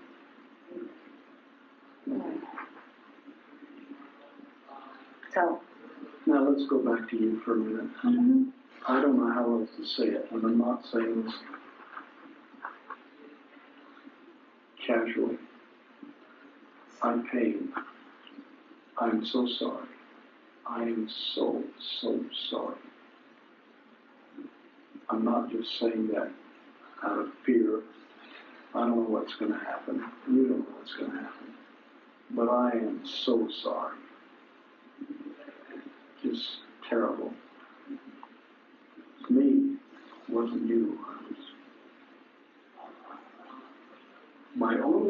It's not a defense, it's just a recognition that I had and I have. Well, I don't think I have. I think I'm over it, but maybe not. I may be 5. All of my stuff is gone. I can't. I had an operation that took away incontinent. Is that the right word? Yes. And you can't get an erection? Yes. Erectile dysfunction, I think is the word. Or whatever it is, I've been able to accept my lot in life. And that's taken away a lot of stuff too, because there's no sense in fussing around. It's just embarrassing. But let's go back to you. I just want you to know, for what it's maybe worth or not worth to you, that I am very, very sorry. I am so sorry. I don't know if I can ever be forgiven on the other side. I don't either. I don't. I don't either. I worry about it all the time. You should worry about it. I do. But what else can I do? I've done everything I possibly think. Bullshit, you have not. Oh, I knew you'd say that, but I can't think of anything else I need to do or could do. Okay, let's just clear the plate for just a minute then. Sure. Could you not confess? Could you not? Bullshit! Hi, I took a sister missionary down into my special room that had a bed and a TV and VCR and tapes, and I tried to rape her. Of course, I didn't get a full erection, so I couldn't completely penetrate, but, you know, did you admit that? I don't remember that. Oh, my God. All right, well, it doesn't matter. Well, I think it does too. I do not remember that. And maybe it's just because my mind doesn't want me to remember that. But I don't remember that. That's not an excuse. That's just a... So then that, because you don't remember that... I can't say to anybody I did this. So you wouldn't have said it. So, okay.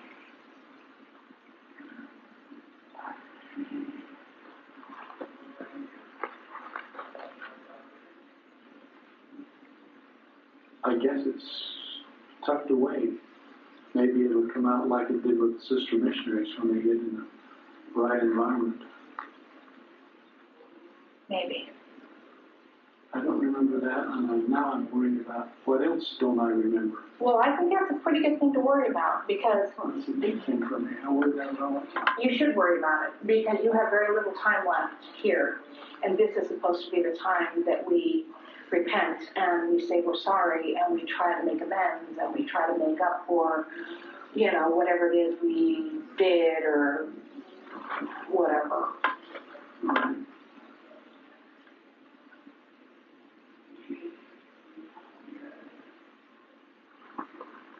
went through years of therapy.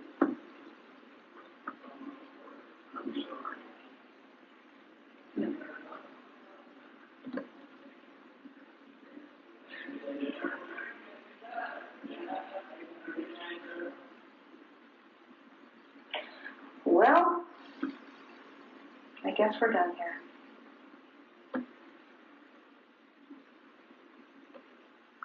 This is a sham. No, this isn't. No. No. It changes everything for me. I'm trying, see, up to date, I've been trying to say this, I've been trying to say the gospel's true. Mm-hmm. I have some feelings about church also that I fuss with. Mm-hmm. I had an experience that I'll tell you about. I was with my son in Costa Rica last week. He is on his third, he just divorced his third wife. And we had some really good talks. And he asked me about, do you believe the Book of Mormon is true? And I said, because I know other people have tried to talk to him, just go at him with the church approach. And he said, you know, the Book of Mormon is true? And I said, well, what I know is the following. And then I told him the stories about, I know that your brother, Robert, when he was 2 years old, had double pneumonia, and we didn't know he was going to live or die. And I went to the hospital that night after playing for a dance. I used to play for extra money. And prayed when I was alone with him because I thought he was dying. And I was told is the wrong word, this feeling came over me that he was going to be okay. I know that the Lord answers prayers. That I know. I know that President Kimball was a prophet because of, and I told him the story of how President Kimball had interviewed me and not said a word. I felt the questions, I felt the answers going out, and we were there, and he was holding me in his arms, knowing it's like a veil came down around us, and the people who were in the room were chatting and didn't know what was happening. And the following Saturday, he called me on the phone and said, I just want you to know I'm praying for you, that I love you. And then the following week I was called. It took me out of the situation. I was president of Weber State, and I had reorganized the college because it needed to be reorganized. But it was a lot of pain to do that.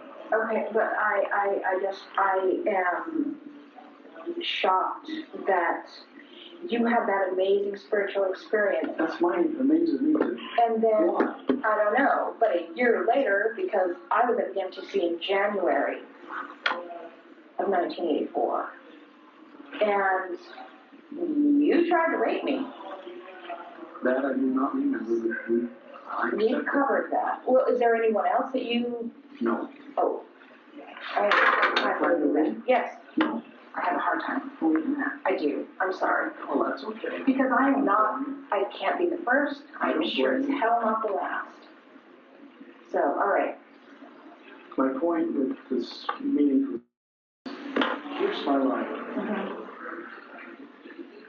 I mean, spiritual experiences, and then I've done this. All through my life. I have to say that you, in my opinion, are not entitled to those spiritual experiences. I agree. So what the hell? I don't know. I don't know. Well, I don't know either, but you did answer my questions, and I understand that you're sorry. Well, I can't feel the depth of your pain, but I hope you understand that I can feel some of it because I have this thing in my life that it's just been. I had this thing in my life. I went from here, and I've had several, even after you. No, I'm saying I've had these experiences, and then something happens. Yes. And then I claw my way out, up and up and up, and then now I'm fine, I'm feeling fine, and I can't forget it. It's always plagued me. But then I'm having another experience. This thing is just another one of those experiences. I said, let's go to church. So I went to church. I like the little branches out of the world because they're so pure in the sense of there's no, just nice for me. While I was there, I saw in my mind's eye the gospel. It was the primaries trying to get into the program. So we had these big brown-eyed children, curly hair, saying to the teacher, what? And then they repeat it, and then they'd sing their songs. And it was this thing like a little world all its own. I saw everybody happy. I saw everybody progressive. I saw a bishop, branch president, and these two counselors, and they were different. Everybody was at different levels, but everybody was happy and progressive. And I said to myself, that's the gospel. That's what happens to the people that are in the gospel. That experience was another one of my highs. I took aside, said, this is what just happened to me. That I see this thing. And I come back and I say, why? Yeah, I ask myself the same questions you're asking all the time. Why? Because I have a lot of them. I'm sure you do. I do. And in this process, I have a lot of the other. Not a lot of women, but a lot of bad thoughts, masturbation. It took me a long time to get over that. I don't know if you said that or not. I don't know. I think there are a lot of women, and I think there are a lot of bad things. And if you have forgotten at least that small part. I did, which makes me wonder what else I might have forgotten. So it doesn't surprise you that you may have done that. Oh, no. I don't know what to do with this. I don't know. You know, I wanted to come here and talk to you and have you just say, I am so sorry. And you did, and I appreciate that. But I have another level of responsibility, and that is, what about all these other women? Not just yours, not just the ones that you have perpetrated a crime. This is a crime. This is a felony. This is multiple felonies. Not just the ones that you have perpetrated crimes against, but other priesthood leaders who stand up there in their narcissistic ego and do what you did, and these women have no voice. So I struggle with, do I want to be that voice? And what would keep me from being that voice? And is this enough? I thought this would be enough. I don't know. I don't know now. I don't know that I can just go back to my little life. Yeah. I don't know.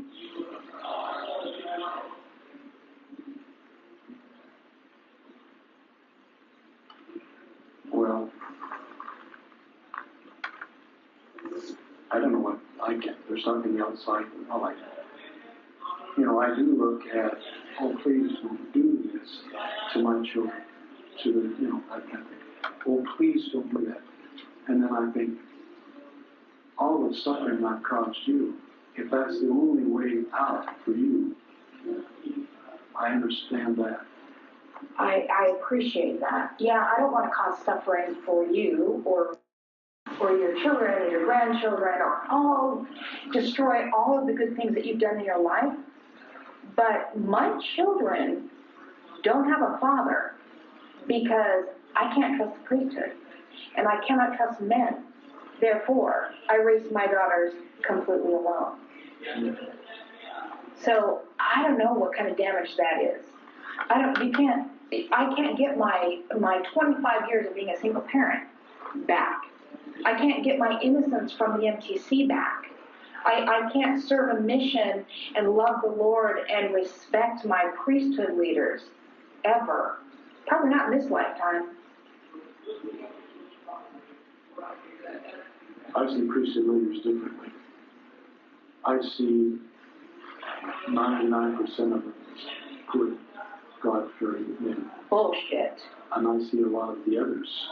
There's a lot of the others. There are, I wouldn't say 99%. Well, you have a different I have a different view. perspective. No, you and I have the same perspective. You lived this life of falsehood. That you stood up there and smiled, and you were so excited that I was going to come here and interview you because you are so fucking special. And you've destroyed lives to the point that we don't recover. I have not, I am years old. I have never recovered from what you did to me.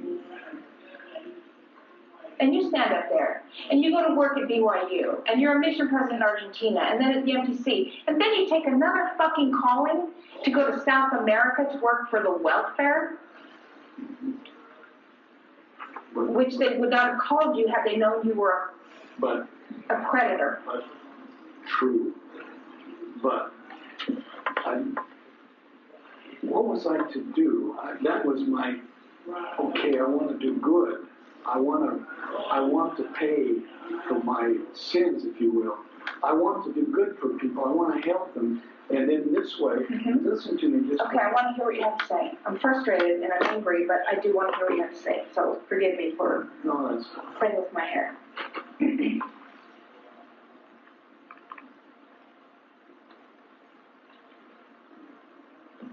See, let's go back to the hypocrite thing. What does a hypocrite do when he wants to do better? The only thing he can do is try to be better. No. Well, my position, my thinking through the years, is I've got to overcome this. So that you're not exposed. No. Yes.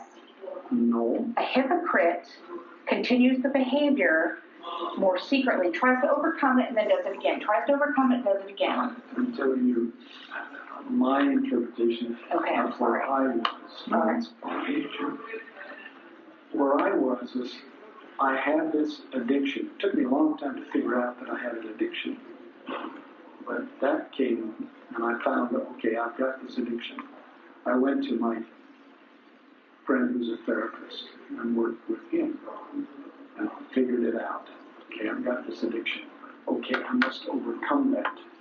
Okay, I'm not going to do that anymore. I'm not going to do this anymore.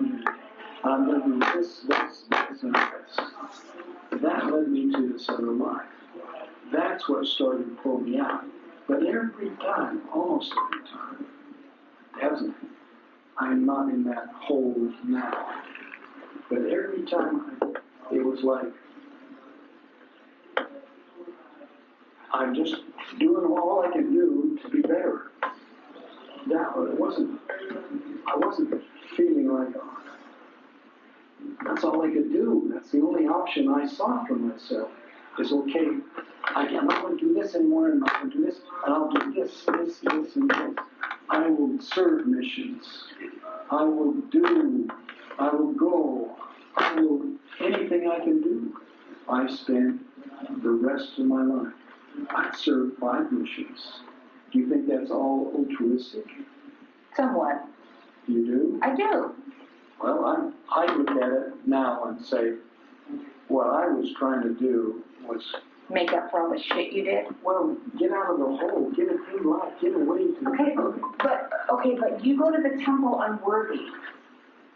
You go to the temple, and even in the recommend, are you honest in all your dealings with your fellow men? Yes. And let me speak to that. Oh, please. Over here, not worthy. Didn't go to the temple. Didn't, because I'm not worthy. Then then I start to feel worthy, and I do some more work, and some more work, and more work. Then, and I've repented, I've done all the things I can do. Now, you didn't say to me, you haven't repented. And I said, I understand that. I understand where you come from. But I thought I had. No, you didn't. Because there's a piece of you, Joe, inside you that says, I'm not done. That's why you still carry it with you. Because you have not completely repented. Your soul is not clean and purged, and it's covered in crimson. That's why you still carry this with you. That's why if you were to die today, you die with all this with you. And it goes with you. The repentance process isn't about, okay, I'm gonna tell part of my story to a priesthood leader because I can get away with telling this much and repent, and everybody around me will know that I'm trying.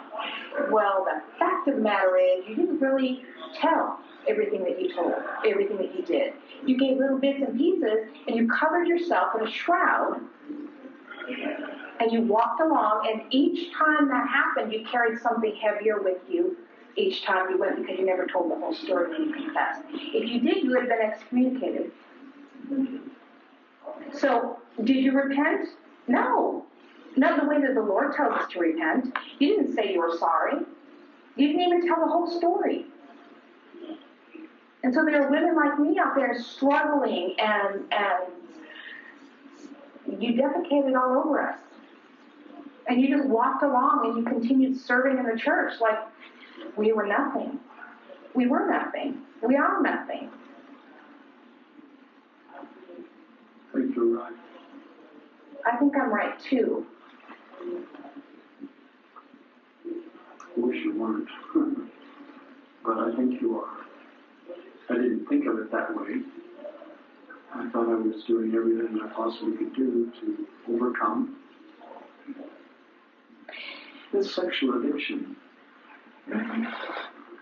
Well, I have worked in addiction long enough that I don't work with sex addicts. I don't work with pedophiles. I don't work with rapists. I never did. Substance abuse, drug addicts, I don't really understand. The only addiction I've ever had is Excedrin. But logically, I can understand why people would want to hide from their pain. But when we talk about repentance, we talk about making up for what we did, being sorrowful.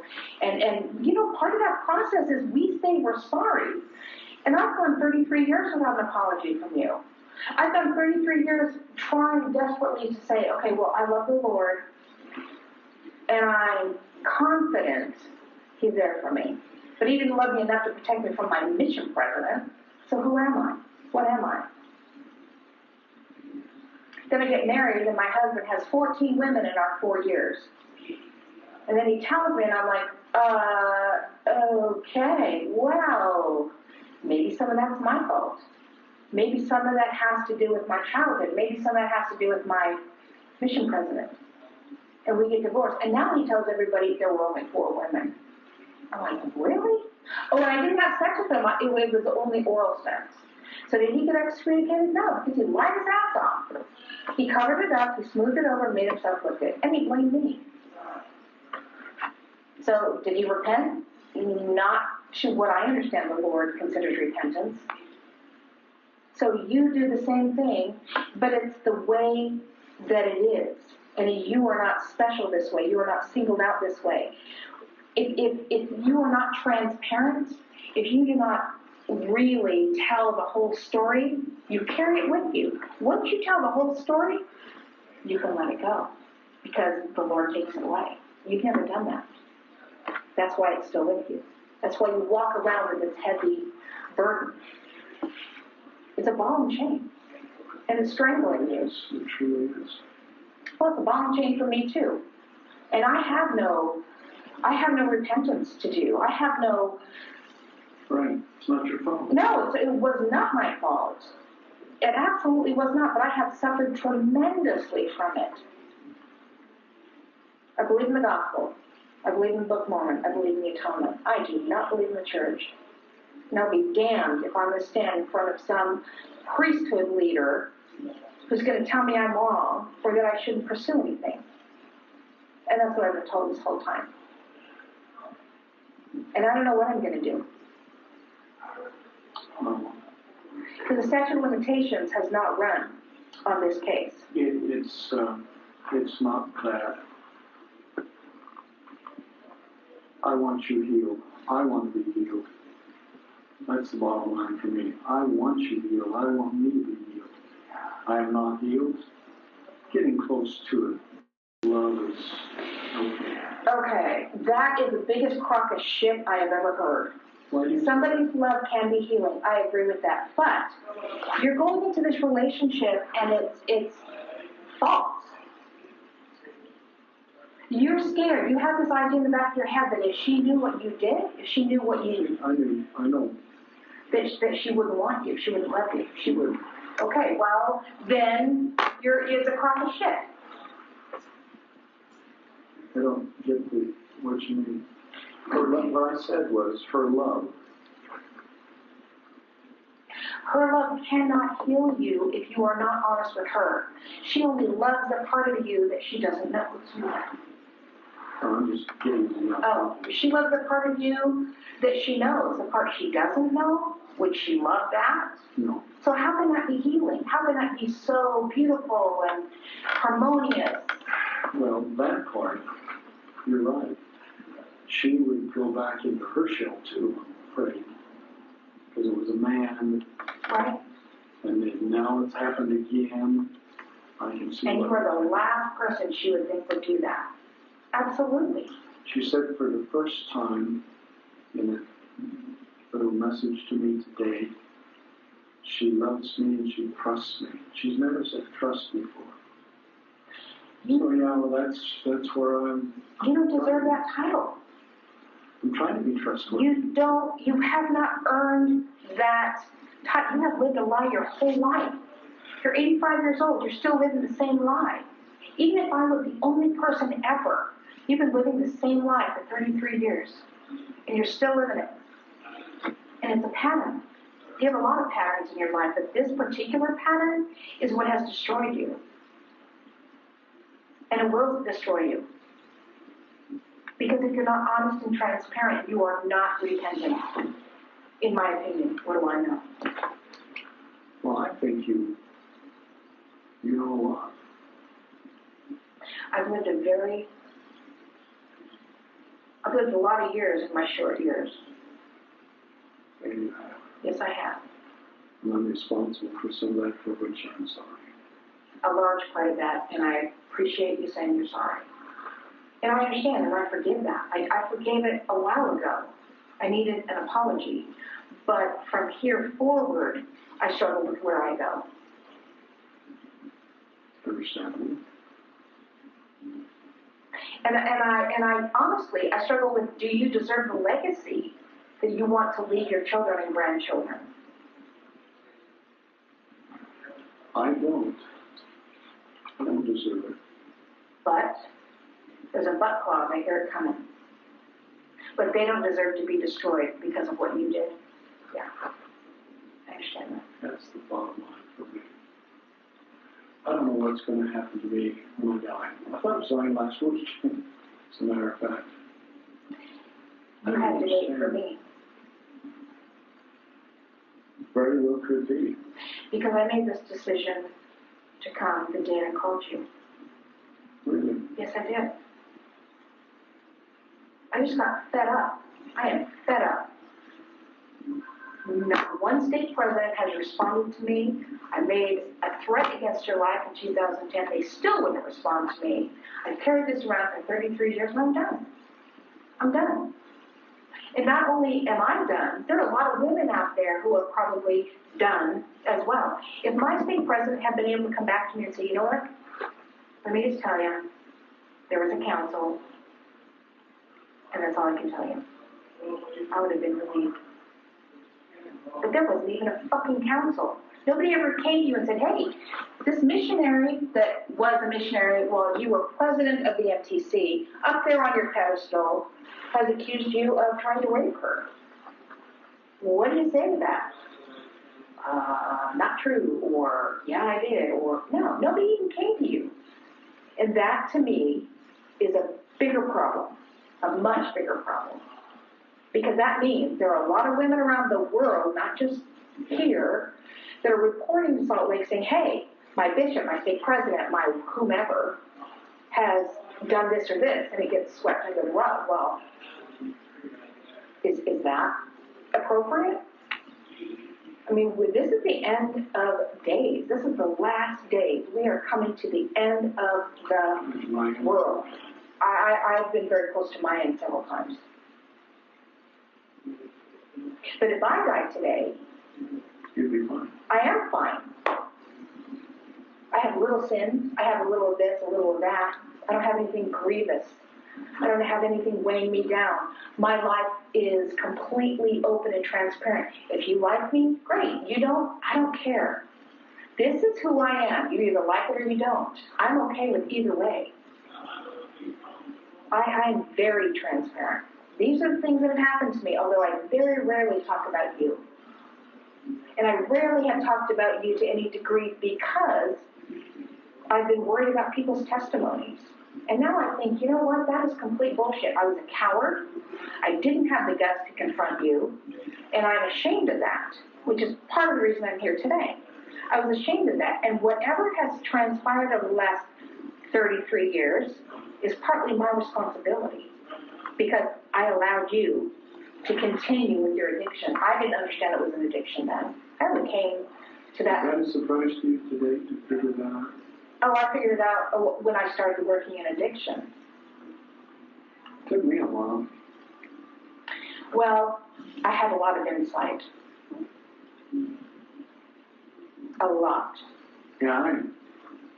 But it's not an excuse, Joe. It's not an excuse for what you did. It's a more, okay, let me say it this way. There is no excuse for what you did, but there is a reason. Does that make sense? Does to me. And I don't want to be forgiving of you. I don't want to let you off the hook by saying, oh, you had a disease or you have. That's what it is. It's a disease that went untreated. To this day, you're 85 years old. It's untreated to this day. You're self-medicating without medication. You're self-treating. Joe, I've listened to you and I agree with all you said, except this thing about I think I've overcome my addiction. Okay. I do. I hope that is, nobody would know that except you. I feel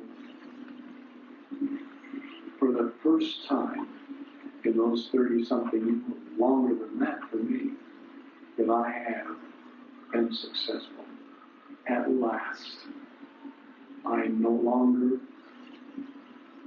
have those feelings. I don't have the stuff that's used to be plaguing me all the time. I don't. It's gone. I don't know how long it's, I can go on. It's kind of like Alcoholics Anonymous, where they get up and they say, hi, I'm I'm Bob. I'm an alcoholic. Yes. 12-step program. I'm Joel. I'm a sexual predator. Now, then how long have you been clean from alcohol? X number of years. 3 years, 22 days, and 6 hours. Yes. Yeah, I used to facilitate. So that's where I am with this. It's been 3 years, 3 hours, and whatever. And I feel at last, I'm no longer plagued with those desires. Okay. I don't know if that's true or not. Well, it's been true for how long? Well, long enough that it's been a first. Okay. Well, there are a number of factors that would play into that. One is your age, and the other is that you have worked on it your whole life. You could have been healed from it decades ago and lived the rest of your life free of that. But regardless, those are choices you made. Maybe because you didn't have the education, maybe because you felt ashamed, whatever reason doesn't matter. you've reached a point in your life where you, first of all, you can't, and you have no desire. Now, whether that's a gift or that's just I have a desire biology. for intimacy. That's holding somebody tight that I love and loves me. And that's those kind That's normal. Yeah. That's normal. Taking a missionary down into the basement to a storage room is not normal. Yeah, see that? Trying to rape a missionary is not normal. No, that today, when you say these things, that's abhorrent to me. That's why I Well, hold. then there you go. An indicator right there that that part of your life is over. Yeah, it is abhorrent. I think of that and I think, what in the world what could ever possess me to do that? And I have to listen and say, yeah. But it's abhorrent to me now. So you're basically saying that you're not the same man that you were. I think that's true. I think that's fair. I do. I think that's fair to say. I think that's fair to say. But we still have the whole I understand. decades of who you were to deal with. So Yeah. I don't know. I don't think the atonement, you say you believe in the atonement.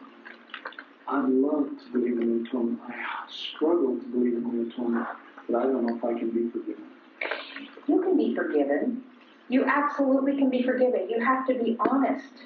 You have to say you're sorry. You have to make amends. You have to try to make up for what you did.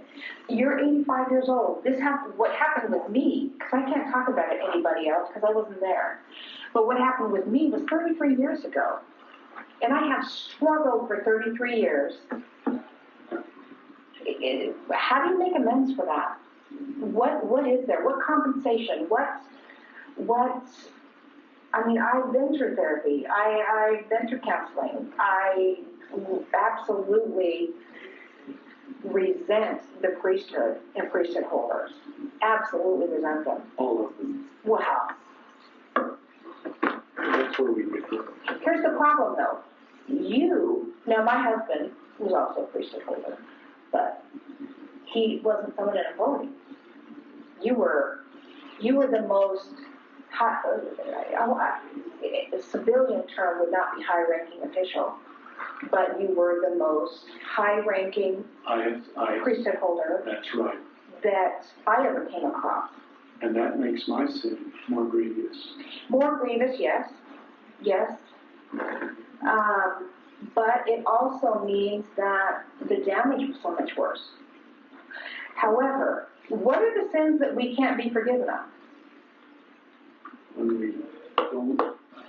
we go against the Holy Ghost, Yes. What else?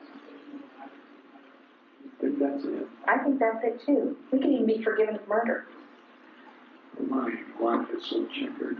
Your life is very checkered. But your life is coming to an end. Luckily, you're in your twilight years. It is. But I'm going to live this way, single, for the rest of my life. Why? Because I don't trust men now. Absolutely don't trust priesthood holders. And I have a girl daughter. And I am not about to put her in a situation to have someone like you do anything to her. That's a choice. That's a logical choice that I have made. I think the only error in that thinking is that all men are that way. It doesn't matter. The men I've come in contact with are. So I am like a freak magnet. So I refuse to let anyone near me. I see. I am damaged. And I damaged you. Yes. But I'm okay with the fact that I'm damaged. I'm very honest about the fact that I am damaged. And I've come a long way in healing, but I have absolutely no desire to even pretend, to trust again, ever, anyone. Nope. And I'm okay with that. Is the Lord okay with that? I don't know. But this is my lot in life, and I'm okay with my lot in life. I'm not okay that you're the part of the reason that I'm here, but I do appreciate you taking the time to talk to me in your honesty. I completely accept my apology. I do accept your apology. I don't know if it's enough, But I do accept your apology, and I do believe your apology comes from your heart. It's genuine. That's one thing I have learned. What? I can't be false to you. I can't try to play you using, I don't know what that means, but because the Lord is involved. How I respond to you today must be sincere, must be honest, because I'm going to be judged. Not by you. You'll judge me too. I'll judge myself. But the Lord, one day I'm going to have to answer. And I want to be able to say, yes, she came to me broken. It was my fault. I am so sorry. I am. It makes me want to cry. I don't want to cry. Crying is healthy. Feel free. Crying is good. That's why. I mean, 85 and sick. I would be blessed if I have 3 more years. So I'm different. I'm on the edge now. I know I'm dying. I get the news every time I go to the doctor. Well, we'll try this, we'll try that. Fine. I'll live as long as the Lord wants me to live, because it says so in my blessing. I've learned from my blessing that these things can happen. Each one of these miracles that have come to me at the peak. Not that I asked for it, not that it's just like it was organized. Okay, I want you to do this. The MTC. I have a dual thing in the MTC. Big dual thing. One side with you. The other side reorganizing the MTC. I mean, that was, I don't know why. I do not understand to this day why I was inspired. But I do know that I was inspired. I do know the things we did there helped a lot. Now that sounds self-serving. But what I don't understand is why the Lord was so good to me when I was bad to Him. And you understand it. Let me ask you, just kind of throw it out there. Is it possible that maybe the Lord really wanted you to change your life and you didn't, and therefore where you are could be good, but where you are could have been great? I could have been great. I know that. One time Bob Wells told me that it was about the same time this other was going on. Which other? Oh, and yeah. That he had put my name in the hat to become a senator. I was never called. I know why. Because he may not have done what he should have done with you, but he did what he should have done with me. Meaning? I was not ever entitled to be considered to be a general authority. You should not have ever been considered to be an MTC president. Yeah, I agree. Or a mission president. I agree. That's my confusion. I'm confused. Yeah. But you know what? My husband gave amazing Sunday school lessons. Amazing. Tearful. People were tearful. The Spirit was really strong. And I didn't realize that the Spirit could work through unworthy vessels until then. Now I look back and I think, oh my gosh, he was awful. He had sex with women that he was baptizing. So, and yet his Sunday school lessons were amazing. And the Spirit was strong. I can't do that. What? Can't give up. I don't teach anymore. At least I try not to ever get that calling. You're in the presidency. Well, the bishop called me the other day and said, gospel doctrine.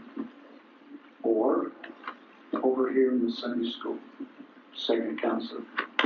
Over here in the second counselor. I don't want to. I want to do what's right from here on out. That's all I want to do.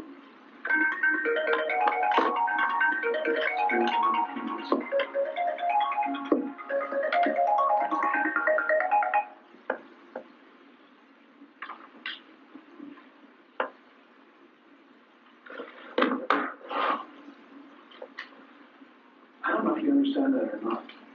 That's my way of trying to. You're avoiding situations that could get you into trouble. Oh, yes. And isn't that the same thing that we're taught as missionaries? Avoid, even in the church, avoid the appearance of evil. Avoid just the appearance. If you avoid a situation that could look bad, you're absolutely going to avoid a situation that could turn out to be bad. So yeah, no, I totally get that. I completely understand that.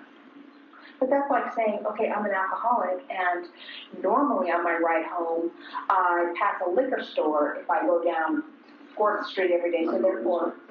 That's exactly the good analogy. It's not necessarily a bad thing to do when we're weak in that, whatever area that is. For an alcoholic, it would be absolutely, just avoid it. Those triggers, those things that cause you to have that.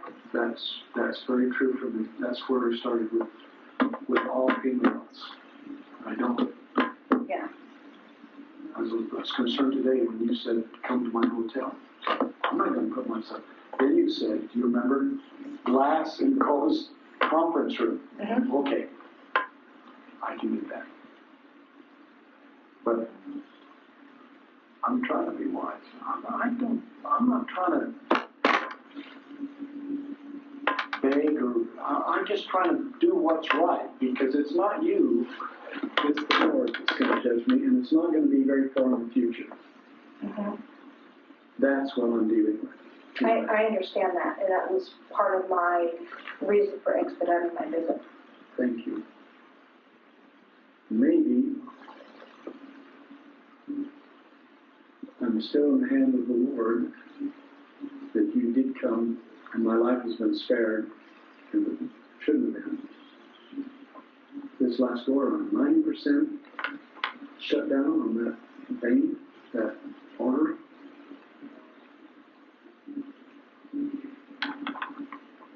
So that I could respond to you and understand better and beg forgiveness for my sins with you. Which I do. And you know that because I've said it. Yeah. I'm so sorry. Sorry for me, too. I've lived a life of pain. Not like you. Mine has been like a roller coaster. Most sincerely stated. Struggling to climb up here, falling. I can't even climb up. No, No, I can't. I'm not kidding. I was up here, and I went down here, and this is where I'm at. But that's okay. I don't want you down there. I am down there. There is no other way to be. So, well, I appreciate your time. So, is there any more of this stuff? Not today. I'm not sure that I feel... No, I'm not talking about today. Oh. Anytime. Possibly. Because I don't want my name out there as a model. Unless it's safe, unless it's helpful.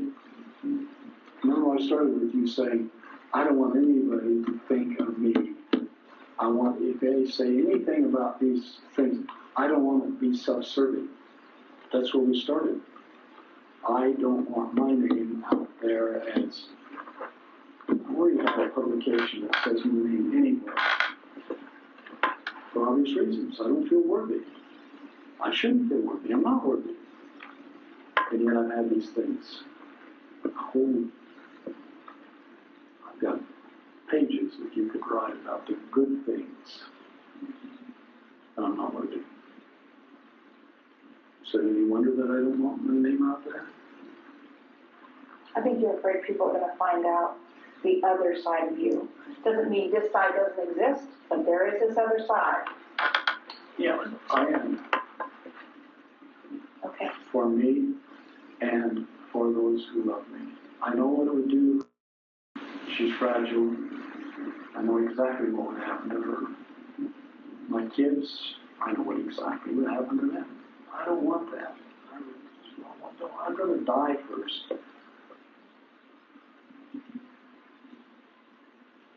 Well, if you die first, it Then I'm in doesn't, trouble.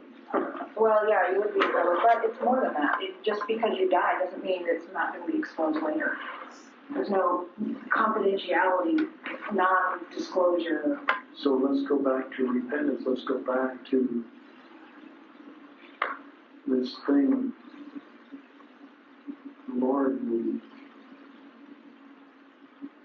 I just keep trying to do what's right now, hoping that the atonement, that there's something in the atonement for me. It's a hope. It's not a belief. You know, people have gone a long way on hope.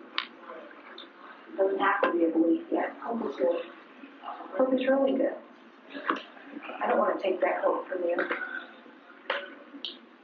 It wouldn't be you taking it from me. I haven't, well, it would be a reckoning. Maybe an appropriate reckoning. I don't know. I don't know either. See, I'm looking at the next world. What's going to happen when I get on the other side? Well, I'm going to be judged.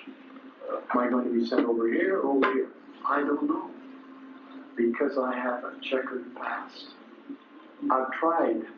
This you must understand. I have tried to do what's right. And each time it's like, I really have. And I keep having these experiences, which gives me some hope that, okay, I'm okay. And then I don't know. I don't know.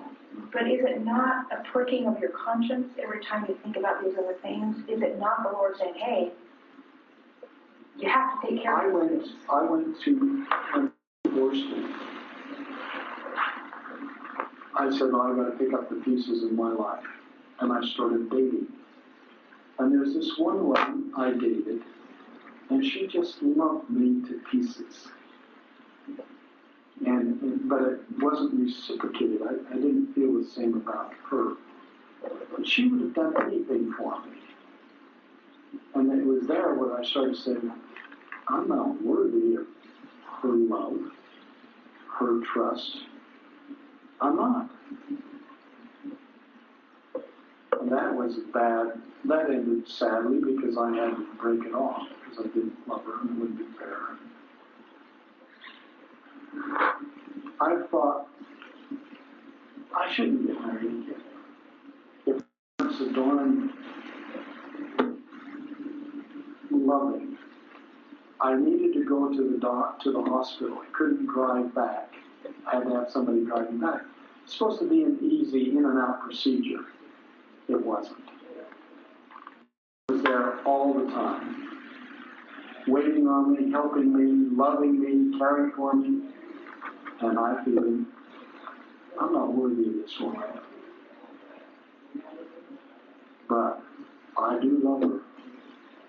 I do love her. It's a love. I love her deeper than I ever loved. In the MTC, there was a group that came by, and they've been doing these inventories of matching people up, and they wanted to extend that into the MTC so we would get companionships that worked. Of course, my position was, we can't do that, because then we're not training them out in the field. They're going to get companions that don't work. They need to experience that. You know. But he wanted to do something with me. It was a husband and wife team. So I said, fine, let's do that. I wanted to experience the, went through this thing. About a week later, they came back with kind of tail between their legs saying, "We two should never have gotten married." Wow. Was that a punch in the gut? It was. They were right. Of course. That's why it was a punch in the gut. Yes. Oh. I'm sorry you lived your life that way. I am. That's sad. I appreciate you saying that. Only one who's been there more than I can understand that. I haven't been even talking. I have, when I've gone to my bishop, I've not thought of this before, but I probably couched things in a way that was reasonable to understand. You know, whereas I didn't. Here's the worst of the worst. Didn't do that. Should have done that. There's a lot of shame in that. Well, I now understand. Thank you very much for your talk today, because I'm listening and I'm hearing and seeing me, and it's painful. It really is. But if you're right, I need to do those things that I thought I'd been doing that probably haven't been doing. When I confessed to Elder Wells in the mission field, do you know why that happened? We had been doing so well in baptisms. We went from 70 a month to double that, to double that, to double that. This is when you were a missionary in Argentina? Mission president. Mission president, okay. We went from 70 to over 400 baptisms a month. Wow. And in the middle of this, I had a sister missionary who was besieged with evil spirits. I'd never experienced them before, didn't know they existed, but they do. I know that. They attacked me. So in this process, trying to save my soul, I said, okay, well, I need to tell you everything. And I went back as far as memory could. I think I talked about you. You couldn't have. Because you were MGC president after Argentina. I think Okay. All I can say is I tried to talk about anything that I'd ever done. And he said to me, haven't you said this to some of the The answer is yes. To this bishop one thing, to this bishop another thing, to this bishop another thing. Now I've got a general authority. I've told you, because I wasn't trying to hide anything at that point. No, that was a scary time for you. It was. Because I could not. And the way out of that was interesting. We were invited over to the dedication of the Sao Paulo Temple. All mission presidents in the Southern Cone went to Sao Paulo for this thing. There, the President Kimball was there. He was leading the entourage. We arrived, and I was at the end of the entourage. Pretty soon, the head met with the tail, as we were. And he said, how are you doing? And I said, to myself, I'll never get a better chance in this world. I've had blessings from Elder Wells, from the favorite state president. Nothing was working. Nothing. So I said, I am just struggling with evil spirits that attack me and are with me. And he said, cast them out. And he raised his hand, cast them out. Oh, I bet he's done that a time or two. That's easy for you to say. Were they gone? No. I went back that night, well, maybe it was 2 nights later, but whenever it was, I went back and I even tried to bless myself. It was terrible. I wanted and I said to the Lord in my prayer, I prayed, and I said, look is not the right word. I know what you mean, though. Yes. I would like to be relieved from these evil spirits that are with me. And then I said without thinking, but if not, I'm dying. just like that, it was gone. Wow. You're starting to understand it. Yes. But I do understand this and this and this and this. I've had some amazing experiences. When I was in, we had a temple president there who lives in Phoenix. He and we found these abandoned babies. And we were trying desperately to get them into LDS homes. And one baby in particular I was struggling with, he had a family. And I remember I was pacing in my room, and I'd just come back, and I was pacing, and my husband said, "What's the matter?" And I said, "I cannot get in touch with this doctor to sign the adoption form. And I can't get a hold of the president. I'm working with the mission president down, and I'm frustrated." And he just ignored me and went back to what he was doing. And I was going back and forth, and I'm like, I'm going to call him again. And I heard this voice, clear as day, clear as a bell. Wait. And then later, I found out the baby was not adoptable. He had cerebral palsy. But still, yeah, I've had some really amazing experiences. But I'm still who I am. You're still who you are. I'm not perfect. I'm not anything. I'm nothing special. I'm just me. But yes, Well, it was a special experience. It was a special experience for a very ordinary person. Yeah. Mm-hmm. Yeah. Given from God above. Yes. To you. Yes. So you're special enough that He spoke to you. Yes. Okay. Yes. Good point. That's where I find myself. But you have so much to do before you go. You have a lot to do in the next couple of years. I need to get back to my room. I've got to call my daughter. I'll be in touch. You got my phone call. Yes. I've got your number. You've got mine. Now. Mm-hmm. Well, yeah, because I called you and you called me back. Okay. So I will give this some thought and figure out what I need to do, what's appropriate, and what is in everyone's best interest, and move from there.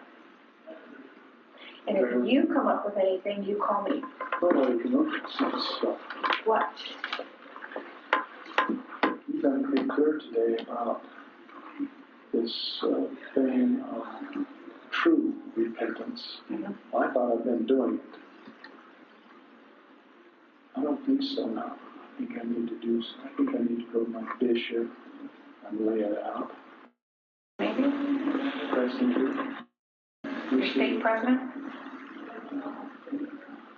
Oh, he is my state president. Yes, he is. But I had to smile. My son had a spiritual experience, and he's all about certain parts of the gospel. So much so, he's the first counselor in the ward, bishopric. In his ward, not yours. We're in the same ward. Oh, I see. And President told him to stop and desist from talking about the gospel of, I don't remember what it was. But so, I know President that you talked to my son about, you're spending too much time with born again, which is so I do know just that way. I don't know. I've never spoken to him. He's I have his number. I have your bishop's number. I've not reached out to anyone. I reached out to you, and I reached out to my attorney, and that's all I've done. Well, that's not all I've done. I contacted the police in Provo, who said that the statute of limitations had not run. And if I wanted to pursue a criminal investigation, I could. And my attorney said if I wanted to continue with a private suit, I could. So I have done some background, not all. But yeah, I didn't come here ignorant. I did some checking before I came. I came ignorant. No, you really didn't. You came naive, not ignorant. Oh, ignorant about it, yeah. But, Well, if I had said, hi, do you remember me? Yeah. You wouldn't have come. Oh, I would. I doubt. Well, then I was wrong to deceive you. But only part of this is a deceit. Don't worry about that. We're talking about salvations here. Yes, we are. Let's not get confused. Okay. You've got to be, if I need to help you get healed, I need to get healed. I see that as a task. I don't know how yet, but I'm going to be thinking that too. Well, hold off on saying anything to and we'll, my flight leaves in the morning. I will give this some great Give consideration. it some prayer too. I believe in prayer. I believe in prayer. I do. I don't know what's best either. Well, there's a lot at stake. That's the thing that's so overwhelming for me. Yeah. This is going to destroy my life, but it would destroy some other lives too. Well, you have a whole list of, yeah, I understand that. I put It $4. goes back to my missionaries. It goes back to, Yeah. All right, we'll talk. How's that? I'll talk to you Monday afternoon. Or tomorrow afternoon. I don't know. I have an appointment with my attorney Monday morning. So. be careful with attorneys. Now, this is going to sound self-serving, but they want money. So he will want to pursue this. Okay. Get your answer from the Lord. Okay. Well, yeah, it's a good point. Yeah, because a criminal defense lawyer for you would be very expensive. A personal injury lawyer would be very expensive. He wouldn't get anything because I don't have anything. I lost my savings when the bubble burst. I had all my savings with former missionary, former assistant. They put him in jail later, but I lost everything. If I were able to get married, then we could pool our resources and have a good life in terms of being able to go visit her family, my family. Right, I understand. I bought a house that's 920 square feet. Remodeled it. Cost $100,000. I got 5%. Well, Anyway. it's not about that. It's, what, I know what my attorney wants. I know what the sex crime Just be careful with that. I would only say again, get your answer from the Lord. I'll try to do the same. I don't know what to do, but I'm going to try to find out. You'll know what to do. You'll make your I decision. get a feeling right now. Thanks to you. Can you go? Oh my gosh. 2.5 hours. All right, let me I need to get to the bathroom. Oh, I'm sure there's one right out there. Let me call. See where she's at.